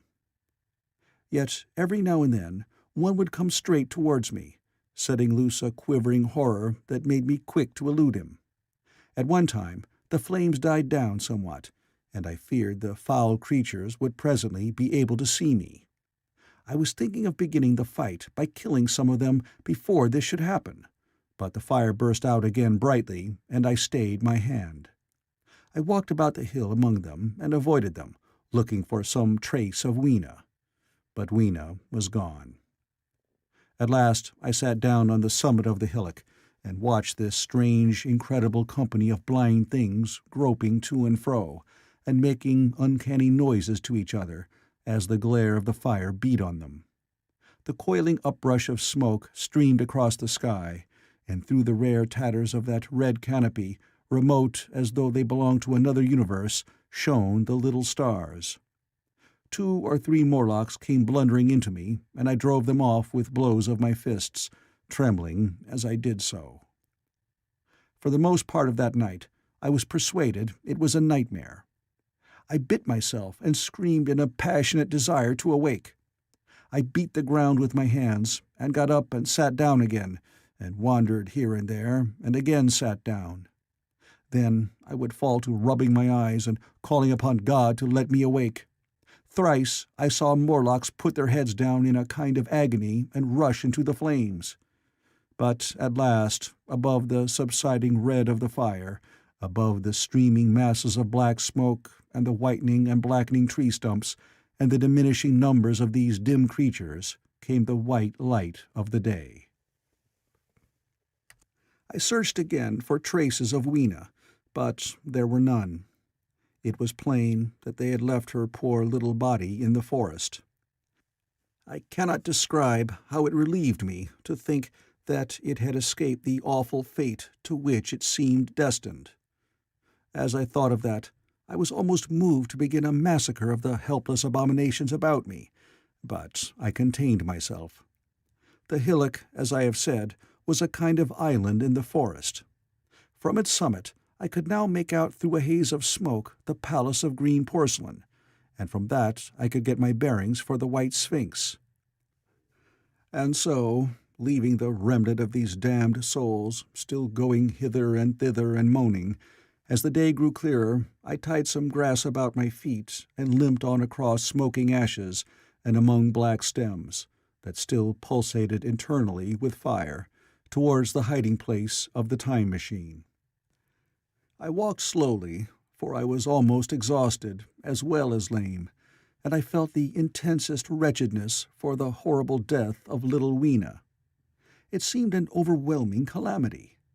Now, in this old familiar room, it is more like the sorrow of a dream than an actual loss. But that morning it left me absolutely lonely again, terribly alone. I began to think of this house of mine, of this fireside, of some of you, and with such thoughts came a longing that was pain. But as I walked over the smoking ashes under the bright morning sky, I made a discovery. In my trouser pocket were still some loose matches. The box must have leaked before it was lost. End of Chapter 9. Chapter 10. About 8 or 9 in the morning, I came to the same seat of yellow metal from which I had viewed the world upon the evening of my arrival. I thought of my hasty conclusions upon that evening, and could not refrain from laughing bitterly at my confidence. Here was the same beautiful scene, the same abundant foliage, the same splendid palaces and magnificent ruins, the same silver river running between its fertile banks. The gay robes of the beautiful people moved hither and thither among the trees. Some were bathing in exactly the place where I had saved Weena, and that suddenly gave me a keen stab of pain. And like blots upon the landscape rose the cupolas above the ways to the underworld. I understood now what all the beauty of the overworld people covered. Very pleasant was their day, as pleasant as the day of the cattle in the field. Like the cattle, they knew of no enemies and provided against no needs. And their end was the same. I grieved to think how brief the dream of the human intellect had been. It had committed suicide. It had set itself steadfastly towards comfort and ease, a balanced society with security and permanency as its watchword. It had attained its hopes, and come to this at last. Once, life and property must have reached almost absolute safety. The rich had been assured of his wealth and comfort, the toiler assured of his life and work. No doubt, in that perfect world, there had been no unemployed problem, no social question left unsolved, and a great quiet had followed. It is a law of nature we overlook, that intellectual versatility is the compensation for change, danger, and trouble. An animal perfectly in harmony with its environment is a perfect mechanism. Nature never appeals to intelligence until habit and instinct are useless. There is no intelligence where there is no change and no need of change. Only those animals partake of intelligence that have to meet a huge variety of needs and dangers. So, as I see it, the upper-world man had drifted towards his feeble prettiness, and the underworld to mere mechanical industry. But that perfect state had lacked one thing even for mechanical perfection: absolute permanency. Apparently, as time went on, the feeding of the underworld, however it was affected, had become disjointed. Mother Necessity, who had been staved off for a few thousand years, came back again, and she began below. The underworld, being in contact with machinery, which, however perfect, still needs some little thought outside habit, had probably retained perforce rather more initiative, if less of every other human character than the upper. And when other meat failed them, they turned to what old habit had hitherto forbidden. So I say I saw it in my last view of the world of 802,701. It may be as wrong an explanation as mortal wit could invent. It is how the thing shaped itself to me, and as that I give it to you. After the fatigues, excitements, and terrors of the past days, and in spite of my grief, this seat and the tranquil view and the warm sunlight were very pleasant. I was very tired and sleepy, and soon my theorizing passed into dozing. Catching myself at that, I took my own hint, and spreading myself out upon the turf, I had a long and refreshing sleep. I awoke a little before sunsetting. I now felt safe against being caught napping by the Morlocks, and stretching myself, I came down on the hill towards the White Sphinx. I had my crowbar in one hand, and the other hand played with the matches in my pocket. And now came a most unexpected thing. As I approached the pedestal of the Sphinx, I found the bronze valves were open. They had slid down into grooves. At that, I stopped short before them, hesitating to enter. Within was a small apartment, and on a raised place in the corner of this was the time machine. I had the small levers in my pocket. So here, after all my elaborate preparations for the siege of the White Sphinx, was a meek surrender. I threw my iron bar away, almost sorry not to use it. A sudden thought came into my head as I stooped towards the portal. For once, at least, I grasped the mental operations of the Morlocks. Suppressing a strong inclination to laugh, I stepped through the bronze frame and up to the time machine. I was surprised to find it had been carefully oiled and cleaned. I have suspected since that the Morlocks had even partially taken it to pieces while trying in their dim way to grasp its purpose. Now, as I stood and examined it, finding a pleasure in the mere touch of the contrivance, the thing I had expected happened. The bronze panel suddenly slid up and struck the frame with a clang. I was in the dark, trapped. So the Morlocks thought, and at that I chuckled gleefully. I could already hear their murmuring laughter as they came towards me. Very calmly, I tried to strike the match. I had only to fix on the levers and depart then like a ghost. But I had overlooked one little thing. The matches were of that abominable kind that light only on the box. You may imagine how all my calm vanished. The little brutes were close upon me. One touched me. I made a sweeping blow in the dark at them with the levers and began to scramble into the saddle of the machine. Then came one hand upon me, and then another. Then I had simply to fight against their persistent fingers for my levers, and at the same time feel for the studs over which these fitted. One, indeed, they almost got away from me. As it slipped from my hand, I had to butt in the dark with my head. I could hear the Morlock's skull ring to recover it. It was a nearer thing than the fight in the forest, I think, this last scramble. But at last the lever was fitted and pulled over. The clinging hand slipped from me. The darkness presently fell from my eyes. I found myself in the same grey light and tumult I have already described. End of Chapter 10. Chapter 11. I have already told you of the sickness and confusion that comes with time traveling, and this time I was not seated properly in the saddle, but sideways and in an unstable fashion. For an indefinite time I clung to the machine as it swayed and vibrated, quite unheeding how I went, and when I brought myself to look at the dials again, I was amazed to find where I had arrived. One dial records days, and another thousands of days, another millions of days, and another thousands of millions.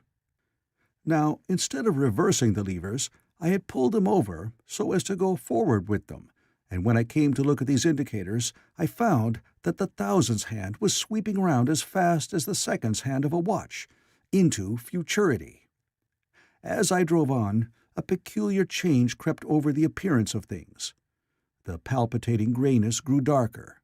Then, though I was still travelling with prodigious velocity, the blinking succession of day and night, which was usually indicative of a slower pace, returned, and more marked. This puzzled me very much at first. The alternations of night and day grew slower and slower, and so did the passage of the sun across the sky, until they seemed to stretch through centuries. At last, a steady twilight brooded over the earth, a twilight only broken now and then when a comet glared across the darkling sky. The band of light that had indicated the sun had long since disappeared, for the sun had ceased to set. It simply rose and fell in the west, and grew ever broader and more red. All trace of the moon had vanished. The circling of the stars, growing slower and slower, had given place to creeping points of light. At last, some time before I stopped, the sun, very red and very large, halted motionless upon the horizon, a vast dome glowing with a dull heat, and now and then suffering a momentary extinction. At one time it had for a little while glowed more brilliantly again, but it speedily reverted to its sullen red heat. I perceived by this slowing down of its rising and setting that the work of the tidal drag was done. The earth had come to rest with one face to the sun, even as in our own time the moon faces the earth. Very cautiously, for I remembered my former headlong fall, I began to reverse my motion. Slower and slower went the circling hands, until the thousandths one seemed motionless, and the daily one was no longer a mere mist upon its scale. Still slower until the dim outlines of a desolate beach grew visible. I stopped very gently and sat upon the time machine looking round. The sky was no longer blue. Northeastward it was inky black, and out of the blackness shone brightly and steadily the pale white stars. Overhead it was a deep Indian red, and starless, and southeastward it grew brighter to a glowing scarlet, where, cut by the horizon, lay the huge hull of the sun, red and motionless. The rocks about me were of a harsh reddish color, and all the trace of life that I could see at first was the intensely green vegetation that covered every projecting point on their southeastern face. It was the same rich green that one sees on forest moss, or on the lichen in caves, plants which, like these, grow in a perpetual twilight. The machine was standing on a sloping beach.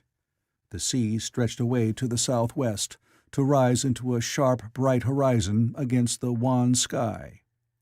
There were no breakers and no waves, for not a breath of wind was stirring. Only a slightly oily swell rose and fell like a gentle breathing, and showed that the eternal sea was still moving and living. And along the margin, where the water sometimes broke, was a thick incrustation of salt, pink under the lurid sky. There was a sense of oppression in my head, and I noticed that I was breathing very fast. The sensation reminded me of my only experience of mountaineering, and from that I judged the air to be more rarefied than it is now. Far away up the desolate slope, I heard a harsh scream, and saw a thing like a huge white butterfly go slanting and flittering up into the sky, and circling, disappear over some low hillocks beyond. The sound of its voice was so dismal that I shivered and seated myself more firmly upon the machine. Looking round me again, I saw that, quite near, what I had taken to be a reddish mass of rock was moving slowly towards me.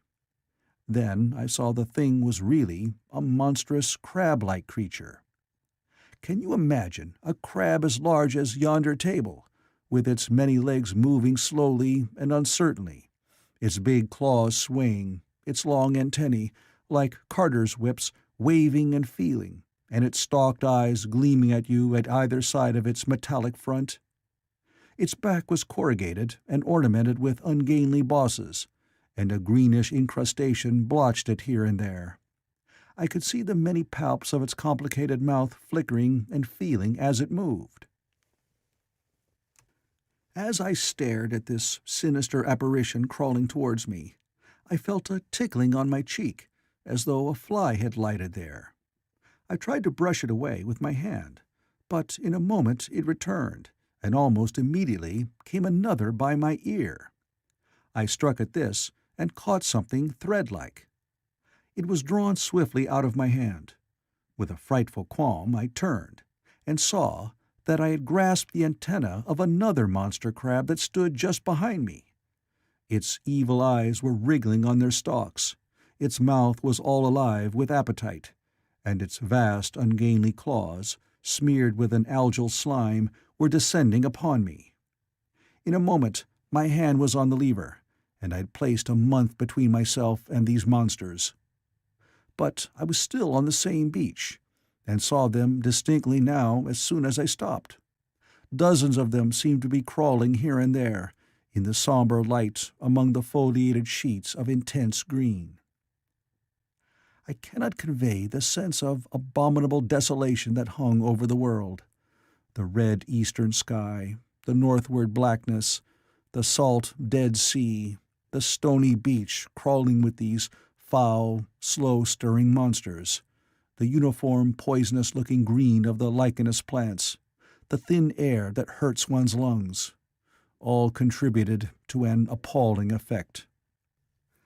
I moved on 100 years, and there was the same red sun, a little larger, a little duller, the same dying sea, the same chill air, and the same crowd of earthy crustacea creeping in and out among the green weed and the red rocks.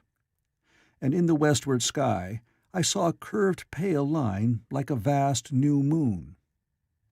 So I travelled, stopping ever and again in great strides of 1,000 years or more, drawn on by the mystery of the earth's fate, watching with a strange fascination the sun grow larger and duller in the westward sky, and the life of the old earth ebb away. At last, more than 30 million years hence, the huge red-hot dome of the sun had come to obscure nearly a tenth part of the darkling heavens. Then I stopped once more, for the crawling multitude of crabs had disappeared, and the red beach, save for its livid green liverworts and lichens, seemed lifeless. And now it was flecked with white. A bitter cold assailed me. Rare white flakes ever and again came eddying down. To the northeastward the glare of snow lay under the starlight of the sable sky, and I could see an undulating crest of hillocks pinkish white. There were fringes of ice among the sea margin, with drifting masses further out, but the main expanse of that salt ocean, all bloody under the eternal sunset, was still unfrozen. I looked about me to see if any traces of animal life remained. A certain indefinable apprehension still kept me in the saddle of the machine. But I saw nothing moving, in earth or sky or sea. The green slime on the rocks alone testified that life was not extinct. A shallow sandbank that appeared in the sea and the water had receded from the beach. I fancied I saw some black object flopping about upon this bank, but it became motionless as I looked at it, and I judged that my eye had been deceived, and that the black object was merely a rock. The stars in the sky were intensely bright, and seemed to me to twinkle very little. Suddenly I noticed that the circular westward outline of the sun had changed, that a concavity, a bay, had appeared in the curve. I saw this grow larger. For a minute, perhaps, I stared aghast at this blackness that was creeping over the day, and then I realized that an eclipse was beginning. Either the moon or the planet Mercury was passing across the sun's disk. Naturally, at first I took it to be the moon, but there is much to incline me to believe that what I really saw was the transit of an inner planet passing very near to the earth. The darkness grew apace. A cold wind began to blow in freshening gusts from the east, and the showering white flakes in the air increased in number. From the edge of the sea came a ripple and whisper.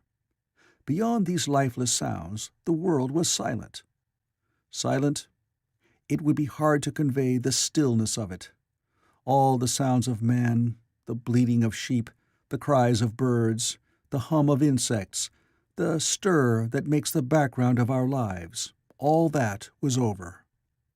As the darkness thickened, the eddying flakes grew more abundant, dancing before my eyes, and the cold of the air more intense.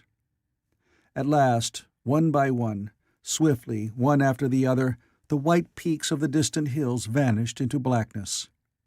The breeze rose to a moaning wind. I saw the black central shadow of the eclipse sweeping towards me. In another moment the pale stars alone were visible. All else was rayless obscurity. The sky was absolutely black. A horror of this great darkness came on me. The cold that smote to my marrow and the pain I felt in breathing overcame me. I shivered, and a deadly nausea seized me. Then, like a red-hot bow in the sky, appeared the edge of the sun. I got off the machine to recover myself.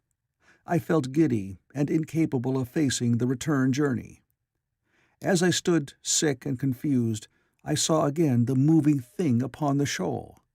There was no mistake now that it was a moving thing, against the red water of the sea. It was a round thing, the size of a football perhaps, or it may be bigger, and tentacles trailed down from it. It seemed black against the weltering blood-red water, and it was hopping fitfully about. Then I felt I was fainting. But a terrible dread of lying helpless in that remote and awful twilight sustained me while I clambered upon the saddle. End of Chapter 11. Chapter 12. So I came back. For a long time I must have been insensible upon the machine. The blinking succession of the days and nights was resumed. The sun got golden again, the sky blue. I breathed with greater freedom. The fluctuating contours of the land ebbed and flowed. The hand spun backward upon the dials. At last I saw again the dim shadows of houses, the evidences of decadent humanity. These too changed and passed, and others came. Presently, when the million dial was at zero, I slackened speed. I began to recognize our own petty and familiar architecture. The thousands hand ran back to the starting point. The day and night flapped slower and slower. Then the old walls of the laboratory came round me. Very gently now I slowed the mechanism down. I saw one little thing that seemed odd to me. I think I have told you that when I set out, before my velocity became very high, Mrs. Watchett had walked across the room, travelling, as it seemed to me, like a rocket. As I returned, I passed again across that minute when she traversed the laboratory. But now her every motion appeared to be the exact inversion of her previous ones. The door at the lower end opened and she glided quietly up the laboratory, back foremost, and disappeared behind the door by which she had previously entered. Just before that I seemed to see Hillier for a moment, but he passed like a flash. Then I stopped the machine and saw about me again the old familiar laboratory, my tools, my appliances, just as I had left them. I got off the thing, very shaky, and sat down upon my bench. For several minutes I trembled violently. Then I became calmer. Around me was my old workshop again, exactly as it had been. I might have slept there, and the whole thing had been a dream. And yet, not exactly. The thing had started from the southeast corner of the laboratory. It had come to rest again in the northwest, against the wall where you saw it. That gives you the exact distance from my little lawn to the pedestal of the White Sphinx, into which the Morlocks had carried my machine. For a time, my brain went stagnant. Presently, I got up and came through the passage here, limping because my heel was still painful, and feeling sorely begrimed. I saw the Pall Mall Gazette on the table by the door. I found the date was indeed today, and looking at the timepiece, saw the hour was almost 8 o'clock. I heard your voices and the clatter of plates. I hesitated. I felt so sick and weak. Then I sniffed good wholesome meat and opened the door on you. You know the rest. I washed and dined, and now I am telling you the story. I know, he said after a pause, that all this will be absolutely incredible to you. To me, the one incredible thing is that I am here tonight in this old, familiar room, looking into your friendly faces and telling you these strange adventures. He looked at the medical man. No, I cannot expect you to believe it. Take it as a lie, or a prophecy. Say I dreamed it in the workshop. Consider I have been speculating upon the destinies of our race until I have hatched this fiction. Treat my assertion of its truth as a mere stroke of art to enhance its interest. And taking it as a story, what do you think of it?" He took up his pipe and began, in his old accustomed manner, to tap with it nervously upon the bars of the grate. There was a momentary stillness. Then chairs began to creak, and shoes to scrape upon the carpet. I took my eyes off the time-traveler's face and looked round at his audience. They were in the dark, and little spots of color swam before them. The medical man seemed absorbed in the contemplation of our host. The editor was looking hard at the end of his cigar, the sixth. The journalist fumbled for his watch. The others, as far as I remember, were motionless. The editor stood up with a sigh. "What a pity it is you're not a writer of stories," he said, putting his hand on the time-traveler's shoulder. "You don't believe it?" "Well, I thought not." The time-traveler turned to us. "Where are the matches?" he said. He lit one and spoke over his pipe, puffing. "To tell you the truth, I hardly believe it myself. And yet—" His eye fell with a mute inquiry upon the withered white flowers upon the little table. Then he turned over the hand holding his pipe, and I saw he was looking at some half-healed scars on his knuckles. The medical man rose, came to the lamp, and examined the flowers. "The gynecium's odd," he said. The psychologist leaned forward to see, holding out his hand for a specimen. "I'm hanged if it isn't 1:45, said the journalist. "How shall we get home?" "Plenty of cabs at the station," said the psychologist. "It's a curious thing," said the medical man, "but I certainly don't know the natural order of these flowers. May I have them?" The time-traveler hesitated. Then suddenly, "Certainly not." "Where did you really get them?" said the medical man. The time-traveler put his hand to his head. He spoke like one who was trying to keep hold of an idea that eluded him. "They were put into my pocket by Weena when I traveled into time." He stared around the room. "I'm damned if it isn't all going. This room, and you, and the atmosphere of every day is too much for my memory. Did I ever make a time machine, or a model of a time machine? Or is it all only a dream? They say life is a dream, a precious poor dream at times, but I can't stand another that won't fit. It's madness. And where did the dream come from? I must look at that machine, if there is one." He caught up the lamp swiftly and carried it, flaring red, through the door into the corridor. We followed him. There in the flickering light of the lamp was the machine sure enough, squat, ugly, and askew. A thing of brass, ebony, ivory, and translucent glimmering quartz. solid to the touch, for I put out my hand and felt the rail of it, and with brown spots and smears upon the ivory, and bits of grass and moss upon the lower parts, and one rail bent awry. The time traveler put the lamp down on the bench and ran his hand along the damaged rail. "It's all right now," he said. "The story I told you was true. I'm sorry to have brought you out here in the cold." He took up the lamp, and in an absolute silence we returned to the smoking room. He came into the hall with us and helped the editor on with his coat. The medical man looked into his face, and with a certain hesitation told him he was suffering from overwork, at which he laughed hugely. I remember him standing in the open doorway, bawling good night. I shared a cab with the editor. He thought the tale a gaudy lie. For my own part, I was unable to come to a conclusion. The story was so fantastic and incredible, the telling so credible and sober. I lay awake most of the night thinking about it. I determined to go next day and see the time traveler again.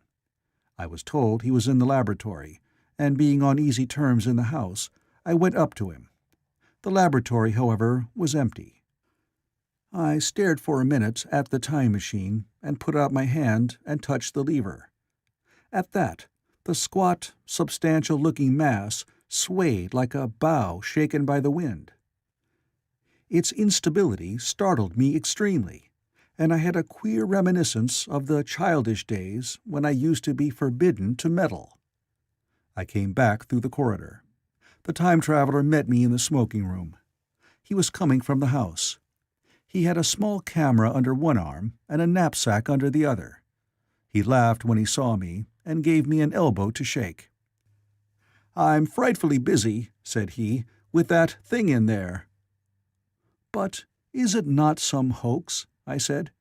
"Do you really travel through time?" "Really and truly I do." And he looked frankly into my eyes. He hesitated. His eye wandered about the room. "I only want half an hour," he said. "I know why you came, and it's awfully good of you. There's some magazines here. If you'll stop to lunch, I'll prove you this time-traveling up to the hilt, specimen and all. If you'll forgive my leaving you now." I consented, hardly comprehending then the full import of his words, and he nodded and went on down the corridor. I heard the door of the laboratory slam, seated myself in a chair, and took up a daily paper. What was he going to do before lunchtime? Then suddenly I was reminded by an advertisement that I had promised to meet Richardson, the publisher, at 2. I looked at my watch and saw that I could barely save that engagement. I got up and went down the passage to tell the time traveler. As I took hold of the handle of the door, I heard an exclamation, oddly truncated at the end, and a click and a thud. A gust of air whirled round me as I opened the door, and from within came the sound of broken glass falling on the floor. The time traveler was not there. I seemed to see a ghostly, indistinct figure sitting in a whirling mass of black and brass for a moment, a figure so transparent that the bench behind with its sheets of drawings was absolutely distinct. But this phantasm vanished as I rubbed my eyes. The time machine had gone. Save for a subsiding stir of dust, the further end of the laboratory was empty. A pane of the skylight had, apparently, just been blown in. I felt an unreasonable amazement. I knew that something strange had happened, and for the moment could not distinguish what the strange thing might be. As I stood staring, the door into the garden opened, and the manservant appeared. We looked at each other. Then ideas began to come. "Has Mr. gone out that way?" said I. "No, sir. No one has come out this way. I was expecting to find him here." At that I understood. At the risk of disappointing Richardson, I stayed on, waiting for the time traveler, waiting for the second, perhaps still stranger story, and the specimens and photographs he would bring with him. But I am beginning now to fear that I must wait a lifetime. The time traveler vanished 3 years ago, and, as everybody knows now, he has never returned. Epilogue. One cannot choose but wonder. Will he ever return? It may be that he swept back into the past, and fell among the blood-drinking, hairy savages of the age of unpolished stone, into the abysses of the Cretaceous Sea, or among the grotesque saurians, the huge reptilian brutes of the Jurassic times. He may even now, if I may use the phrase, be wandering on some plesiosaurus-haunted oolitic coral reef, or beside the lonely saline lakes of the Triassic Age. Or did he go forward, into one of the nearer ages, in which men are still men, but with the riddles of our own time answered and its wearisome problems solved? Into the manhood of the race, for I, for my own part, cannot think that these latter days of weak experiment, fragmentary theory, and mutual discord are indeed man's culminating time. I say, for my own part, he, I know, for the question had been discussed among us long before the time machine was made, thought but cheerlessly of the advancement of mankind, and saw in the growing pile of civilization only a foolish heaping that must inevitably fall back upon and destroy its makers in the end. If that is so, it remains for us to live as though it were not so. But to me, the future is still black and blank, is a vast ignorance, lit at a few casual places by the memory of his story. And I have by me, for my comfort, 2 strange white flowers, shriveled now and brown and flat and brittle, to witness that even when mind and strength had gone, gratitude and a mutual tenderness still lived on in the heart of man. The End of the Time Machine by H. G. Wells.